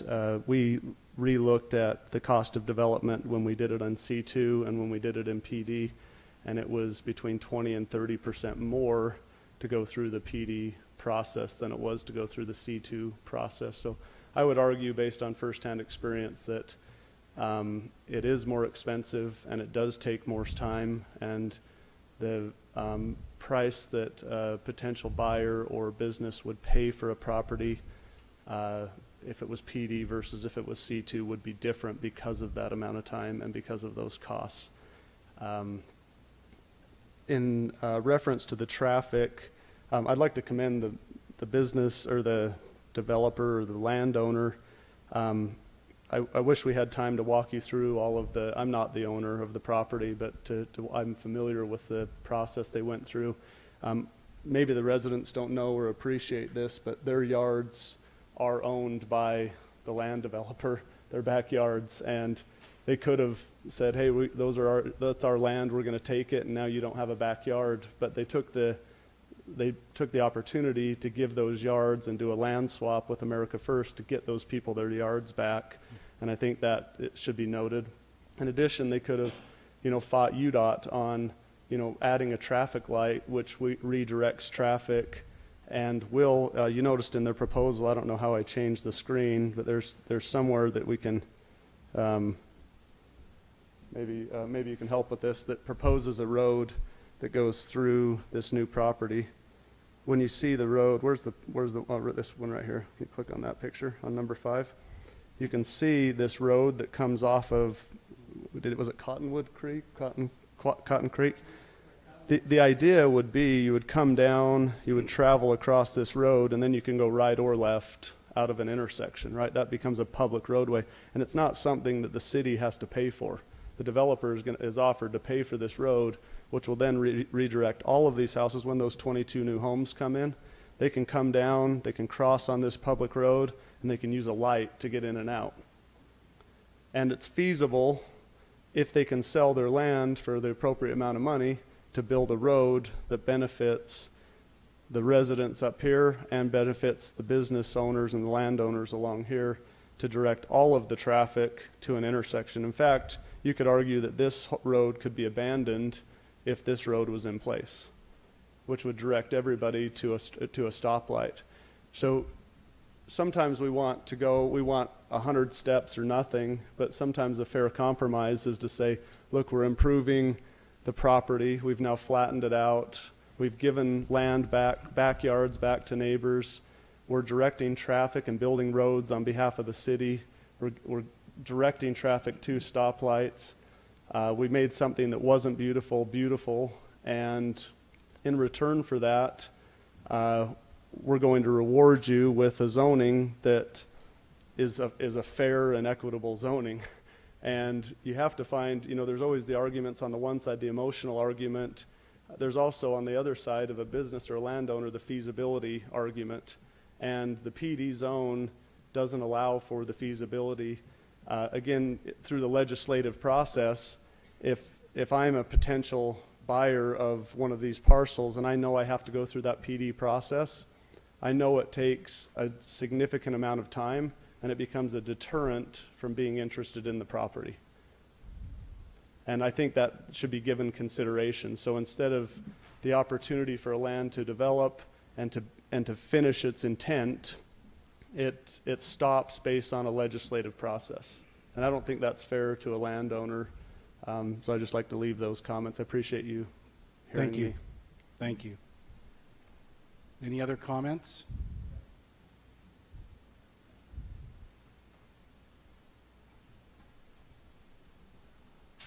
Mr. Hughes. Yeah, Mr. Hughes. Anyway, the wall they gave us back is a tiered wall, is a cement wall, and I'm not even sure how many feet high it is. And then there's 2 tiers of stacked stone, or whatever that's called, to make other walls before it gets to our backyard, actually. And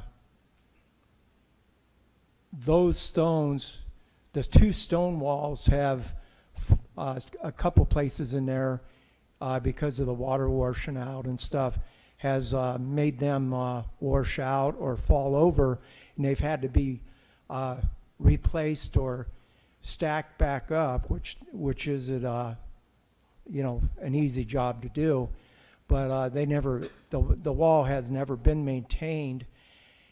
And if they had to come in and take our backyards, I mean, I'd say go for it, because it's going to cost them a lot of money to come in and do that. So they did.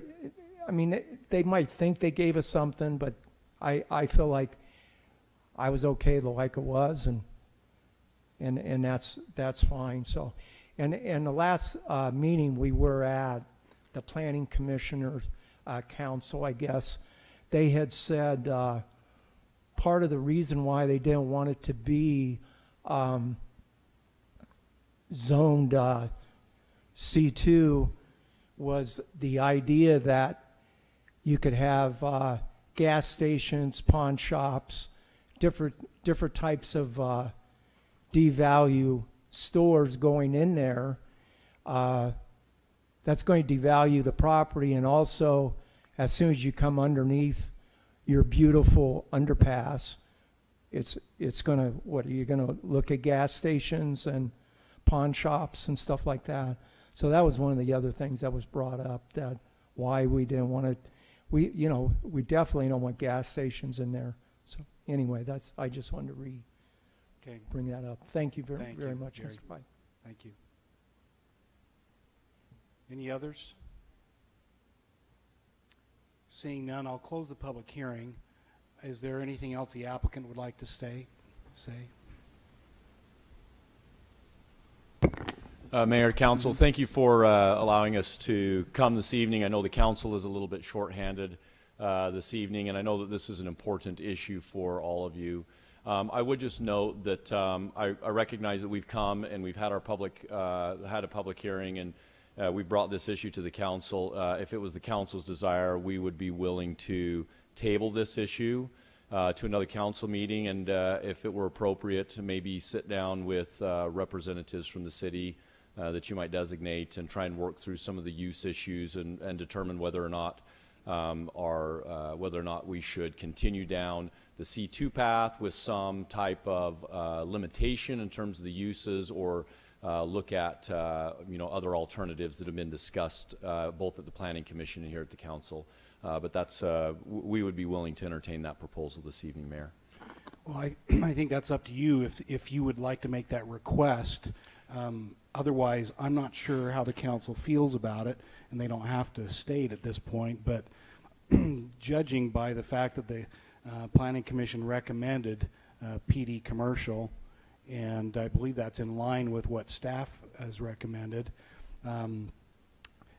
you know, and also judging upon the fact that we're dealing with the gateway of to our city. It's a sensitive area for a number of reasons, including the neighborhood. I'm not sure what direction it would go today, so if you would like to request that we table it, I think we could do that. Otherwise, it's completely up to the council what they would like to do. Mayor, I'll formally make that request. Okay. Okay, so, council? I would like us to pursue this with Sean and see if there is a way to restrict some of those uses. That's my biggest hassle. And I don't know if that's legal, how you do it or whatever, but. There are ways. Yeah. So. I don't want a circus in there. You can have a circus there. Mm-hmm. Mine isn't just only the uses, it's the aesthetics. It's being unsightly. It's also the permitted uses. The comment that the property to the east is C2, that's probably less than 2 acres we're talking. They weren't going to get a used car lot, a pawn shop, and a C-store right there. You're talking almost 13 acres of this property. So tabling it's probably a very good suggestion. Yeah. Mayor, my comment would be on that, I concur that tabling might be appropriate for them to allow them to look into it. I honestly have a tendency to be more supportive of the flexibility that it will allow the city to be able to make the determinations of the type of businesses, and also to have greater input from the public while still being able to have a commercial development in there and a PD commercial. So that would be my understanding and position at this time. So I think if you want to table it, that would be an appropriate thing to do to allow maybe more discussion. But that's my thoughts. It's been requested by the applicant. Do I have a motion along those lines? And that is up to you. I move that we accept that Second. idea of having it tabled. Okay, so we have a motion by Joe to table this issue, and second by Michelle. Any discussion? All in favor, say aye. Aye. Any opposed? Motion carries unanimously. Thank you. Thank you, Mayor. And you are welcome to work with staff. I didn't set a time for when we would come back, but we'll come back when you are ready. Okay, thank you, Mayor. Thank you.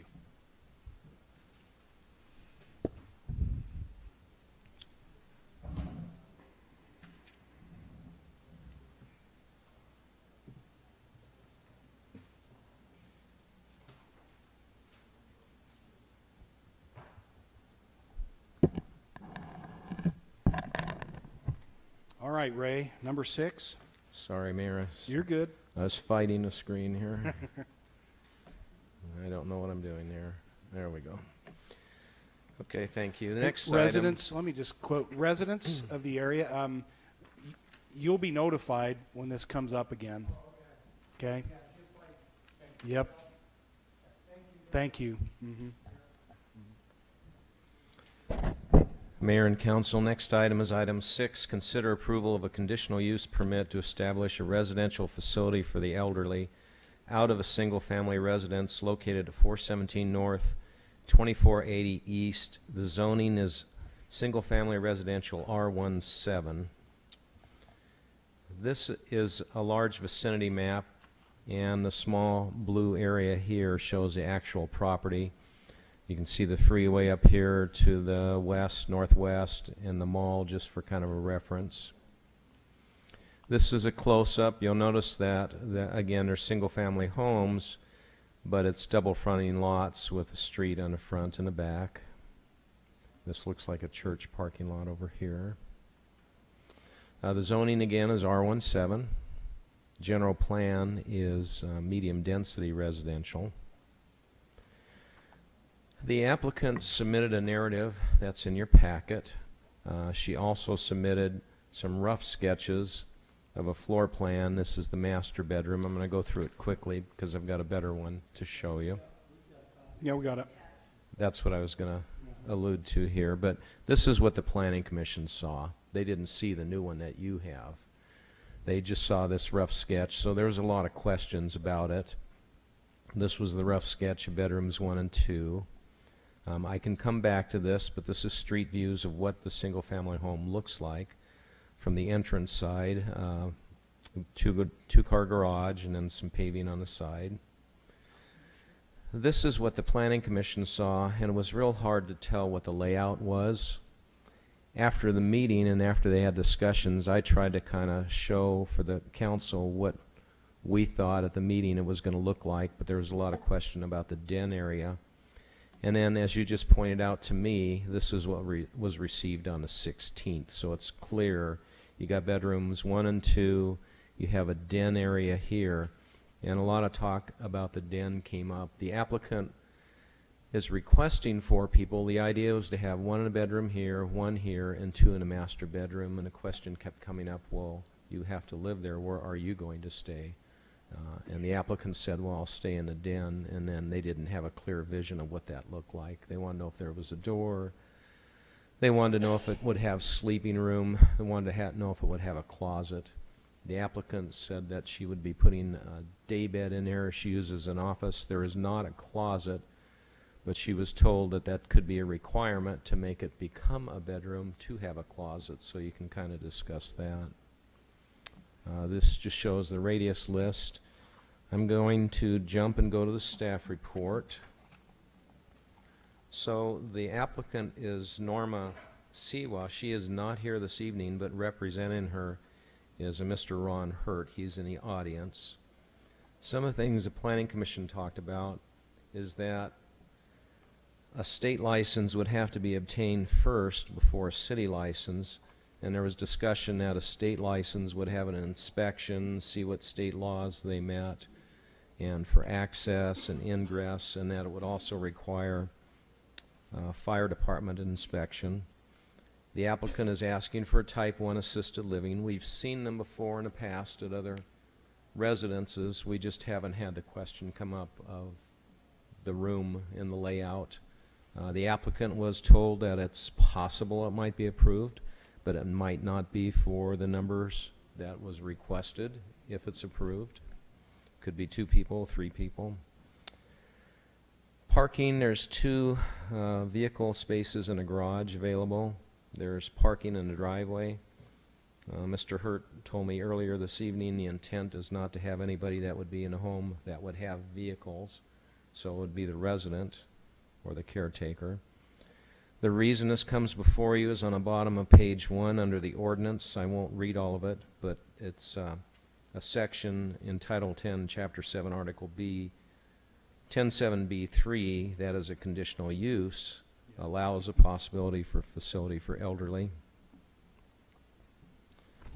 Jumping to the bottom of page 2, the Planning Commission again discussed the CUP for a long time before a motion was made to recommend it for approval to the City Council with findings and conditions. Planning Commission did have concerns about the number of residents and what the home could accommodate, and I've tried to highlight those as I've just been speaking. Again, a business license would come after a state license. And there was an email received from a resident in opposition. It was a public hearing, not a public meeting, so nobody spoke at that meeting, but you should have that in your packet to know. Public meeting, not a public hearing. I'm sorry, Yeah. not what I said, but what I meant, I guess. I got Excuse it. me. It's okay. And thanks, Mayor. And then, so on page 3, the Planning Commission does recommend approval. They suggested, number 1, a conditional use permit meet the ordinance 107B3. 2, a state license be obtained. 3, a business license be obtained. 4, and you'll probably want to discuss this, a maximum of 5 people, 4 elderly residents and a homeowner.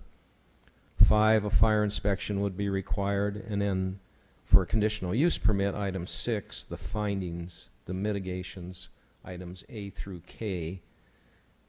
They felt there were not issue with noise, dust, or odors. Aesthetics, they felt it wasn't an issue because the home would have to remain looking like a house on the outside and not look like a business. E, safety, it would have to meet any state, federal, local fire codes. So I'm sorry if I'm reading all of those, but that is pretty much what they went through. And I think that concludes staff's comments. Thank you. Ray, any questions, council? Yes, Ray, I just want to make sure I understand that you said total of 5, including the homeowner, and the staff that will be there, that the homeowner will be the single staff member there, and will there be some relief, or if he has to leave, will there be any staff on premises? We'll have to let the applicant's representative address that, but our thought is that if there's elderly that need assistance, they're going to be there 24/7, and if there's 4 of them there, somebody needs to be full-time in the den. The applicant is a nurse, and she said that she would be gone 1 to possibly 2 days for a shift, but she would have someone take and cover for her during that time, and that has been done before. The idea is that he may not want to see somebody live there 365 days a year, 24/7, and there's some language in the code that seems to provide for that. Thank you. Is this residence in HOA? I don't know, but the applicant's rep might be able to answer that. Other questions for Ray? Then maybe we could hear from the applicant's representative. Okay. Thank you, Ray. Yes, please. Is it Mr. Hurt?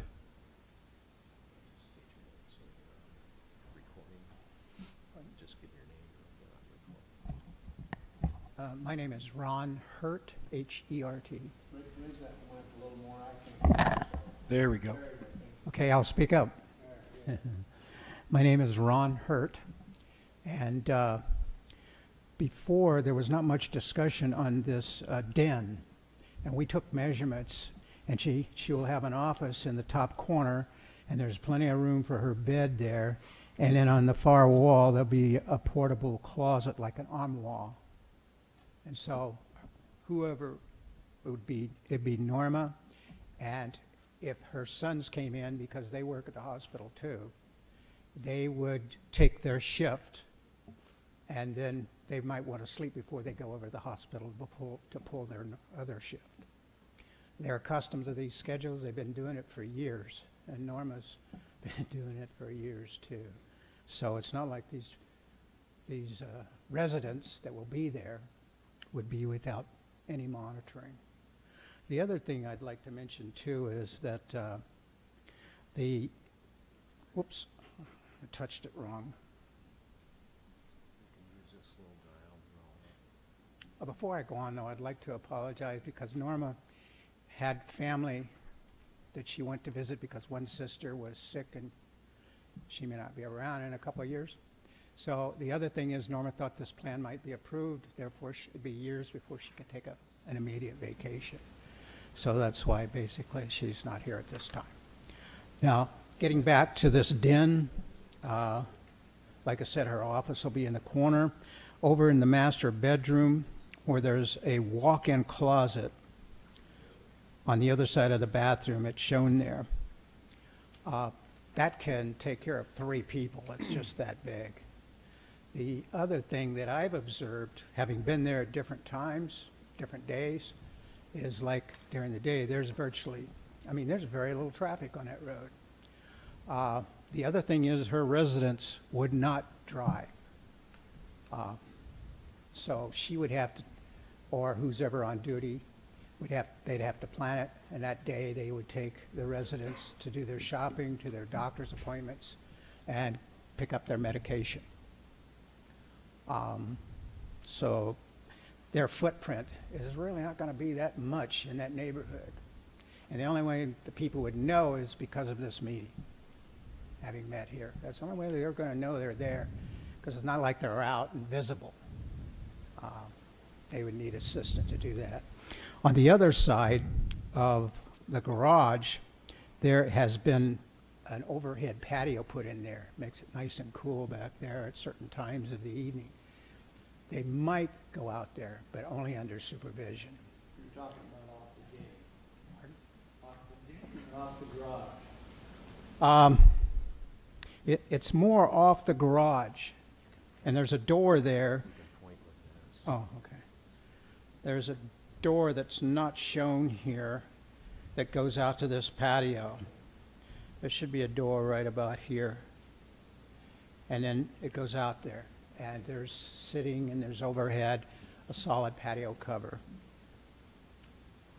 The only other thing that I can say is that Norma's done this work, and she's been doing it for quite a few years. And she's done everything from being an RN in a hospital to RN in rehab. She has been a caregiver. And in fact, I have a personal experience of her knowledge because my mother had to go to the hospital. And she had a fever, and for some reason they couldn't figure out why she had a fever. So Norma had to remind and ask the doctor, did you check her urine? Because it's common for the elderly to have urine infections and they'll have a slight fever. Well, sure enough, he checked it, and she did. So she has a great amount of knowledge, great amount of love for the elderly, a lot of patience, a lot of patience. And so, like I said, there's been, and she had a floor a challenge because there was a leak of water in the floor. So now that's all been cleared up. New flooring's been laid down. The kitchen is all new. Unless you have questions, I can't think of anything else. Is this home in an HOA? Is this home in an HOA? Is what? Is the home in an HOA? Homeowners Association? Not that I know of. I don't think We so. were led to believe that It is? that it is, I could be wrong then. and one of their stipulations was they could not have a business in one of the homes.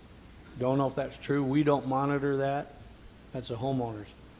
I don't think it is. I think it's have something to that she check could it. consider before she goes through all the rigmarole to get this approved and then find out you can't do it anyway. Like I said, I had thoughts on the situation of the concerns of a few of the neighbors. And these would be more like, renters with special benefits when it comes right down to it. They're getting a lot of special benefits. So as an assisted living facility, you would help dispense medication but not administer medication, even though the family seems to have a relationship with the hospital as nurses or something such as that they would be able to do that, but not under an assisted living conditions, right? They would be in assisted living conditions, laundry. They would not be cleaning or any physical kind of labor. Everything would be done for them. If they had medication they had to go pick up, they would be taken. If they have shopping to do, they would be taken. Laundry to do, that would be done. That's a part of the caregiving program, and Norma's done that so much in the past. Thank you. I will check on that because I thought she said there was no homeowners because she doesn't pay any fees. We did get a letter from someone who said there is. Oh, okay. So I'll have to verify that. I don't think there is, but I'll have to verify that for you. I'm not sure, but I don't think so because she said she's not paying any fees or anything. Anything else from you, Mr. Hurt?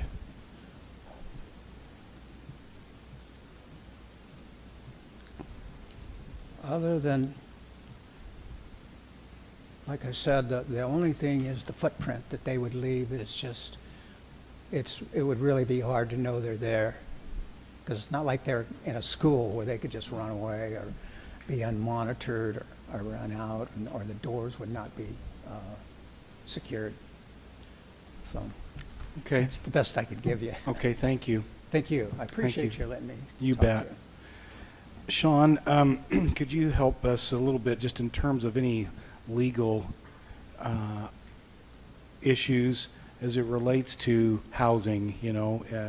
Does this tie in at all to the fair housing, any fair housing regulations? Well, Mayor, I'd say from what I know of their application, they're simply, in a sense, asking to be able to rent rooms in their home. Mm-hmm. Now, and John and I have been having a short discussion, but my visit with my attorney with Victoria was that this would fall under our ordinance where it would just be 4 renters, no more than 4 unrelated. And so, and I'm wondering where this discrepancy is, because if they're simply living there, the fact that she might be doing their laundry, That doesn't matter. Doesn't matter. No, that's just people. I mean, you could say you can rent a room in my house, and we'll provide all the services, as my wife does for my 20-year-old son. Only we don't collect any. Yeah. And I walked into that one. So, and no rents collected from either one of us, come to think of it. But, so that's where I'm wondering if John could clarify why they believe, or Ray, that this would be 5.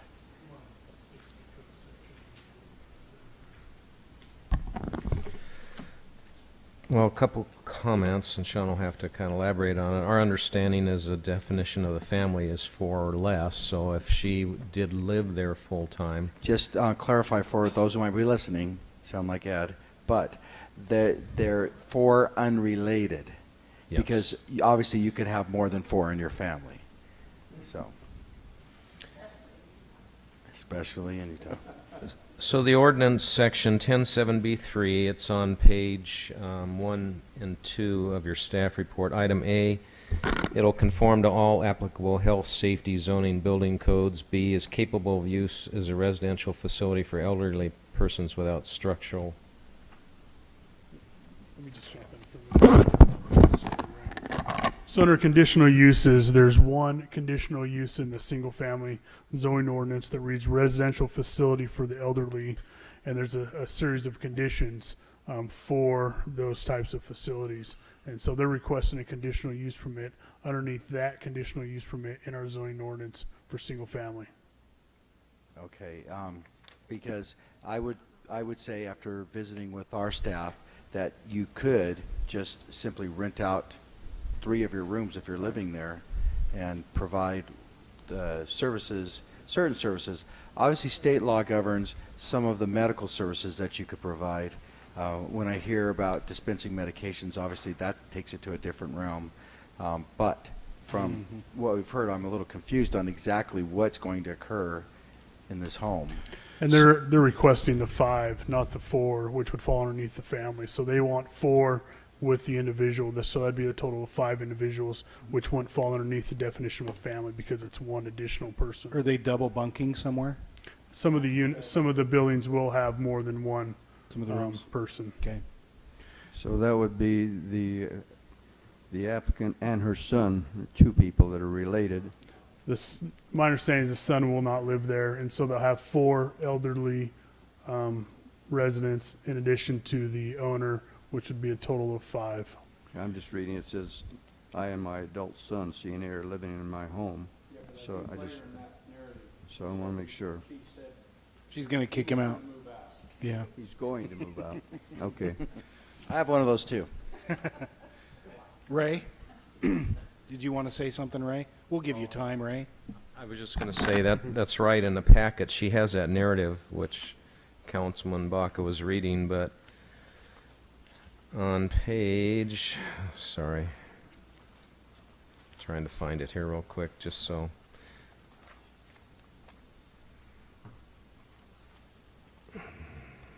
Well, it is in there. There was a follow-up email from her just to clarify what you just said, that her son would not be living there. I'm sorry, it's not jumping out at me here.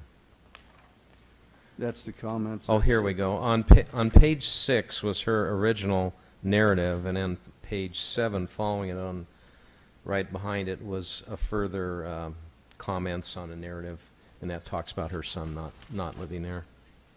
It says, yes, I'm going to be in the same home and stay in the den, which I use as an office. Depending on the number of residents I'm going to have, if I have a maximum of 4 residents, I'm planning to work part-time, that is 1 day a week, 12 hours a week working as an RN. I have my son temporarily living with me, but he will be moving out if the application's approved, and that she's had him there for security reasons so she wouldn't be alone. So I hope that answers. Thank you. So, what we have is it's a business. Is that fair to say? It's going to be licensed by the state. It'll be licensed by the state and the city. This ordinance is a little hard to read because it mentions not to have a business, but it's really Right. there renting is the home, and it's kind of a distinction there. And we've seen that come up time and time again in the other facilities. We don't see them often, usually a few years, but you have approved some with the exact same conditional use permit language. So, yes, it will have a business license to answer you. I have a concern also about I think in the findings it has to be approved by the fire department. Is that true, one of those findings? I think it was a suggested condition of improvement number 5 by the Planning Commission, but I don't think it shows in the findings, except for E, safety. Staff has put in here, meet applicable federal, state, and local fire, so perhaps that's where you're seeing that. I'm a little concerned about Dan, if it's an office also, then they only have one access. If she closed that office off because it's personal papers and stuff are in there, then they'd only have the front access is the only way out. So that's a good point. It was touched upon at Planning Commission, and I think where they left it is they're recommending to the council that the fire department review it, and if the fire department inspects it, they're not satisfied, they don't pass it, then she's not going to be approved. I think that's what we were talking about. Yeah. Okay. So council and Adam, Sean, I know Sean and John are trying to work through things, but I don't feel like we have enough information to make a decision on this today. And I think without having the applicant here to answer some of these questions, not knowing what the HOA is going to allow, I feel like, I hate to do this, but I feel like this ought to be tabled for some further discussion. Is that fair, council? Yep. If when it comes back, these things are answered. There's even some See, things in her letter that are a little confusing. they contradict each other, her own letters. So, like how much she is going to really be there and how much she's working. I will work 3 days a week as a registered nurse, and the rest of the week I will manage the board and care for the business. And then on her email to you, then she says, I am planning to work part-time. That is 1 day, 12 hours a week. So we need some further, and I think if she was here, she could answer those easily. But I think we've got to clarify a couple things. And Sean, you and John have already probably done some of that. We've identified some of the items Issues? that need to be clarified. Okay. Yeah. And we would prefer to do that with the applicant prior to coming to council, so Okay. we Perfect. understand that they meet. Because I am unclear, as you are, Okay. from the presentation and from the documentation on what type of facility this is. And I would encourage that we get those things resolved before it comes back. Having met this young lady, I have a little tender heart because she's Filipino, so that makes a whole bunch of difference in my life. But some of those things may just be a language in a good problem. way. Joe means in a good way. Yep. He's Yeah, been in a there. good way. Yeah. No. I will make a motion to table this item, Number 6. number 6. Second. We have a motion by Michelle and a second by Joe to table this item, number 6, on our agenda today, so that the staff and the applicant can have further discussion and work through some of the questions. Any discussion on the motion? Seeing none, all in favor, say aye. Aye. Any opposed, say nay. Motion carries unanimously. Thank you for the time, and thank you, Mr. Hurt, for being here to represent her. We just want to make sure we're completely fair with her. I'd hate to deny it and then, have her not be able to come back for a year. So, thank you.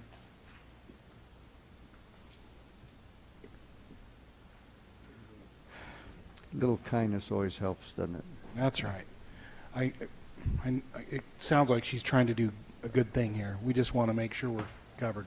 Wes, have you got something to talk about? Just a few. Okay. I'll go fast. All Okay, item 7 is a request to consider approval of a 19-lot residential subdivision final plat called South Rim at Four Master Ridge Phase 2. Representative is Alpha Engineering. Property is located at the west end of Howard Lane at approximately 1700 East and 1090 South. Zone is R110. All aspects of this final plat reviewed by staff, and it meets the conditions of the preliminary plat. So if you look on your vicinity map, here's the four master area, and it's just right here on that south end, right there in the dark black.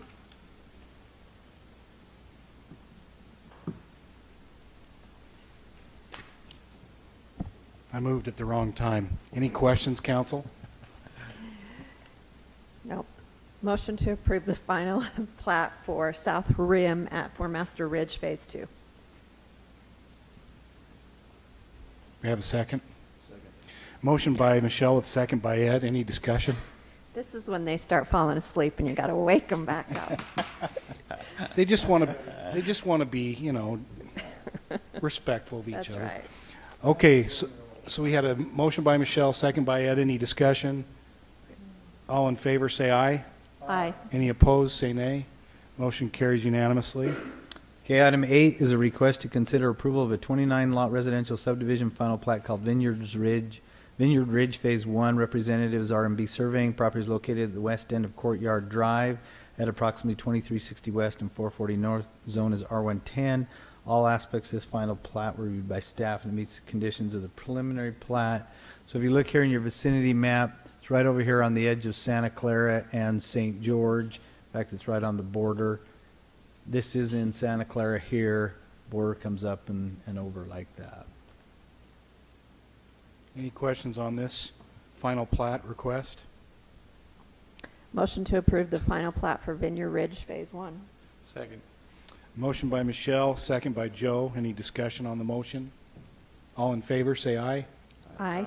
Any opposed? Motion carries unanimously.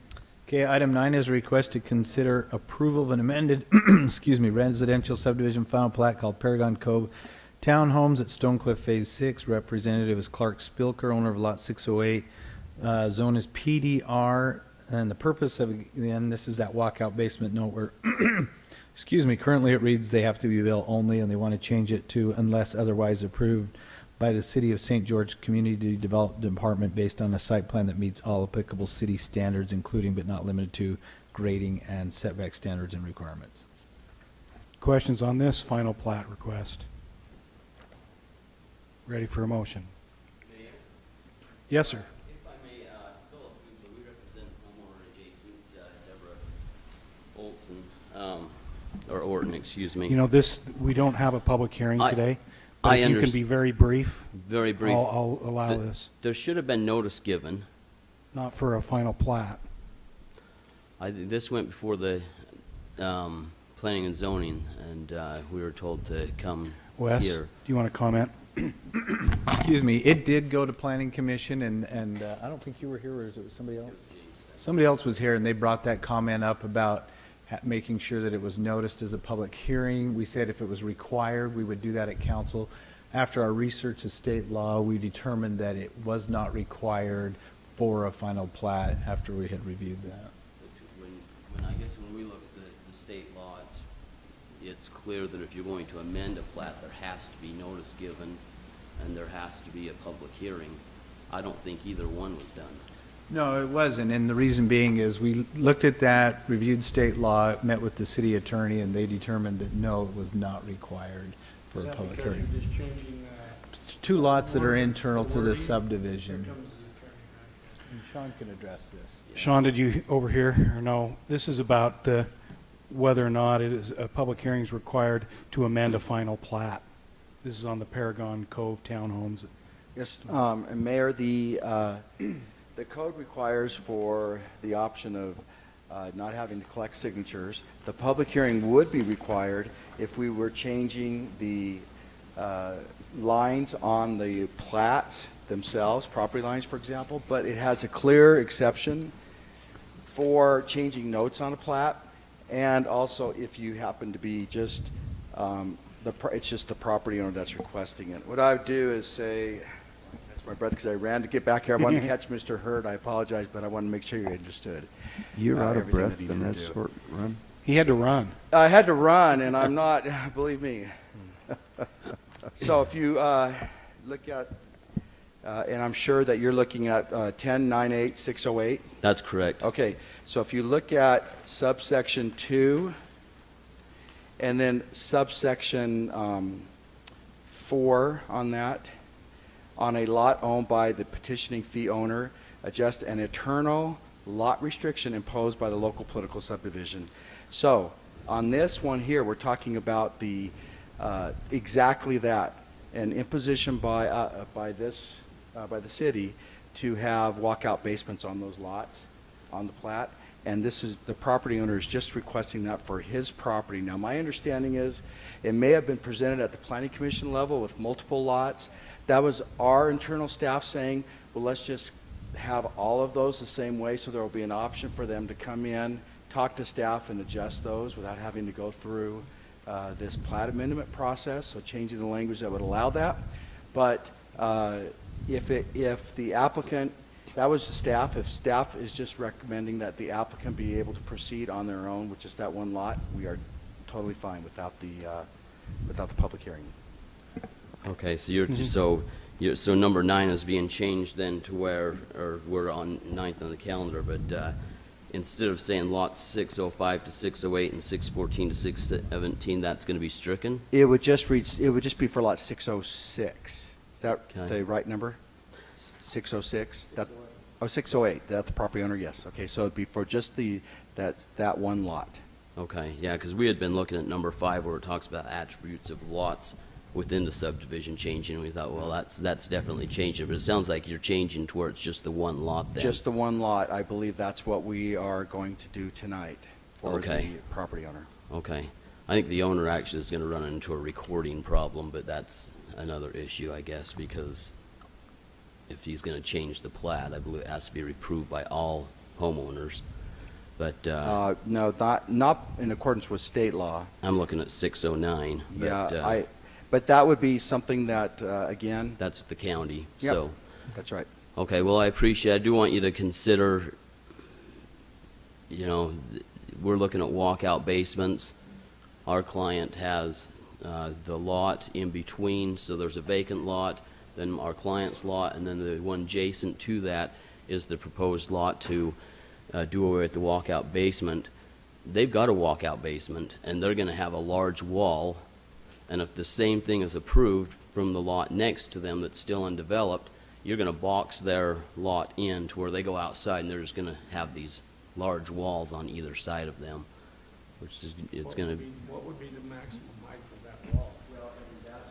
Excuse me. That's where I'd like the staff to come forward and explain what our wall ordinance would require in this case, because they may have to step that back. Is that not right, John? Or ask whoever wants to address this. Yeah, you're correct. The maximum height they could go is 8 feet on a retaining wall or a combination wall. And then as Sean said, then you'd have to step it back at least half the height to that wall before you could go back up with another wall. And I do think that, you know, I hope the property owner that's requesting this is aware of that, because obviously that reduces the amount of yard they have. Right. And building footprint. And the step back is 4 feet? It has to be half the height of the wall. Right, so if an 8 foot, you got... So it's 8, you'd go... Maximum of 8, step back 4, and then they can go back up 8. So up to 16? Well, it depends on your type of wall. If it's a rock wall, you could only go up to 16, and then you'd have to set it back the 16 feet. If it's a concrete retaining wall or block wall, no. Then it could just go up again and then over 4 and then back up 8. So just to consider that, that's going to have a very boxy feeling for someone who purchased a piece of property believing they were all going to be walkout basements, and now their properties on both sides are going to be building or have the potential of building large walls on each side. It's going to affect their view. It's going to definitely block them in when they had felt like it was a little bit more open, and just they're going against what the current plat is. So thank you for your time. I understand it wasn't open. Thank you. Thank you. So what happens with this? I believe he's representing a homeowner adjacent. Right. Yeah, that's correct. Yep. Yep. Right. Thank you. For clarification, Sean, if this was denied or we don't have a motion in favor of it, what's the time limit for them to come back and And Well, this is not so- a zone 'cause change. Because so- we're only doing one lot. Right. They could come back and request the same, and make the same request of you. There's no time frame of when they can come back. No, this doesn't fall under Okay, I the just wanna zone make changes, sure. so, yeah. Okay. If the applicant would like to say anything, I'd allow it since we allowed comment from this, the attorney. Just state your name for the record, sir. I'm Nick Spilker. We're the builder, actually. My father just had surgery, so he couldn't be here. But we've already got a permit from the city to fill in the lot. And the main concern of the property owner is they didn't want stairs in their home. Right. So I don't know if you have any questions for us about it, but Okay. Any questions? Thank you. And I'd have to follow up with that because I'm not sure if a permit's been issued. I'd have to look at that because as part of this, when we do change that note, then we require with the building permit that a site plan is provided that shows all the elevation changes and how they're going to deal with it and drainage. So I'm unaware if that's even been issued, so I'd have to follow up and make sure that that's all been addressed and a site plan has been submitted that discusses that information. And just maybe a question for Mr. Spilker, but as was mentioned earlier, is the applicant aware of the steps requirements of the wall, if that? yeah, we have to have a soils engineer inspect every 4 feet that we go up. And yeah, we've already passed the requirements from the soils engineer. So they're aware building of those that walls. Yes. requirement and what it'll mean?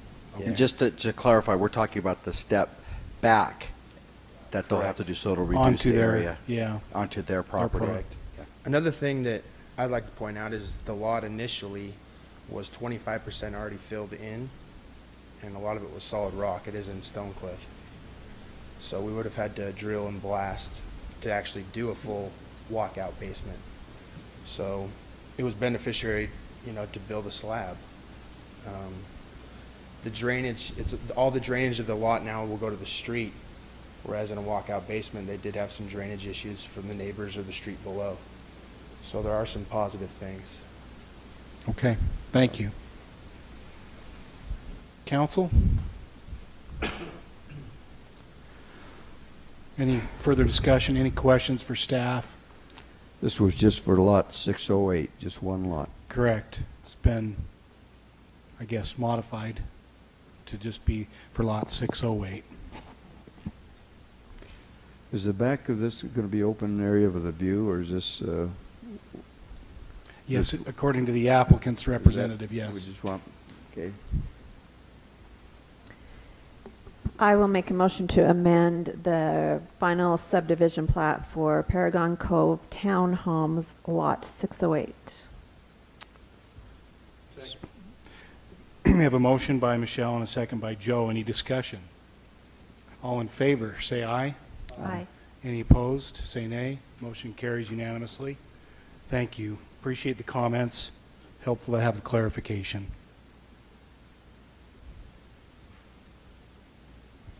Okay, item 10 is a request to approve a preliminary plat for a 6-lot commercial subdivision called Dino Landing. Site is located on the southwesterly corner of the intersection of Mall Drive and Riverside Drive. Number of units is 6. Zoning is PDC. General plan shows this is commercial. Applicant is Rosenberg Associates. So this is the Maverick right here, Mall Drive, Riverside. So they want to create 1, 2, 3, 4, 5, and then this 6 lot right here. As you remember, this came in and for a zone change for those storage units.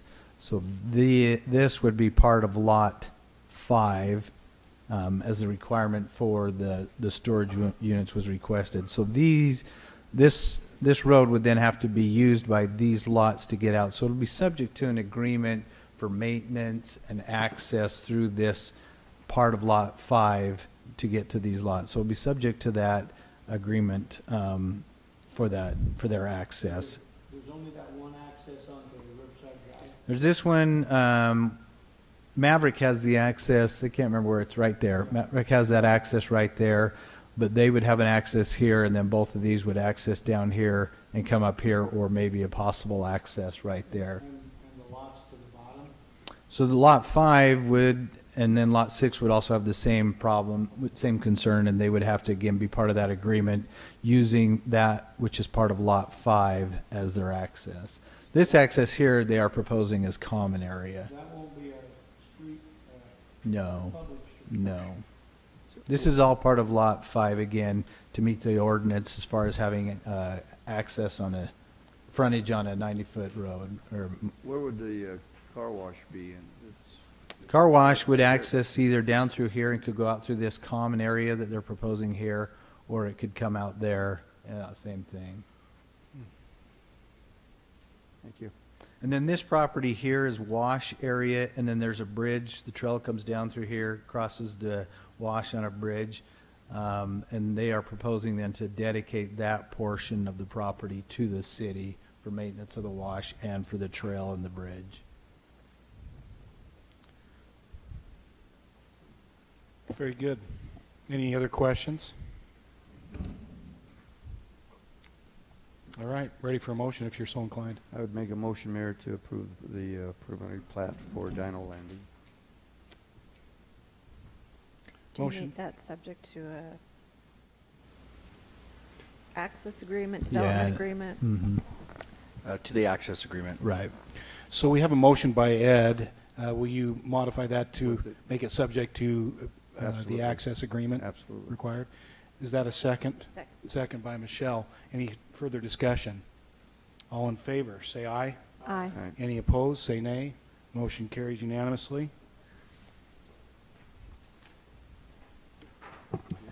Okay, Adam, I think I don't have any appointments, although I did receive some names from John Willis, thank you, for Hillside Review Board. Ed. Way to go, John. So I haven't been able to catch the one that I would like to, but I will mention those to you all, and then contact the one that maybe you're in favor of, and then we'll present that at our next meeting. Thank you, sir. Okay. Anything else, Adam? That would bring us to reports if there are any, but no requests from staff for a closed session tonight. Excellent. Any reports, council? Or Adam or Sean? No. Joe? Ed? Okay, I don't have anything. I will ask council members, however, just one thing. I got a letter from Marty Bigby from the American Legion Post 90. They're having an event on May 23rd, 6 p.m. They give awards at these annual events, and it's a dinner as well. I cannot go because it's my daughter's graduation. If any of you are able to go, they would love to have us represented. If you can't, I understand, busy time of year.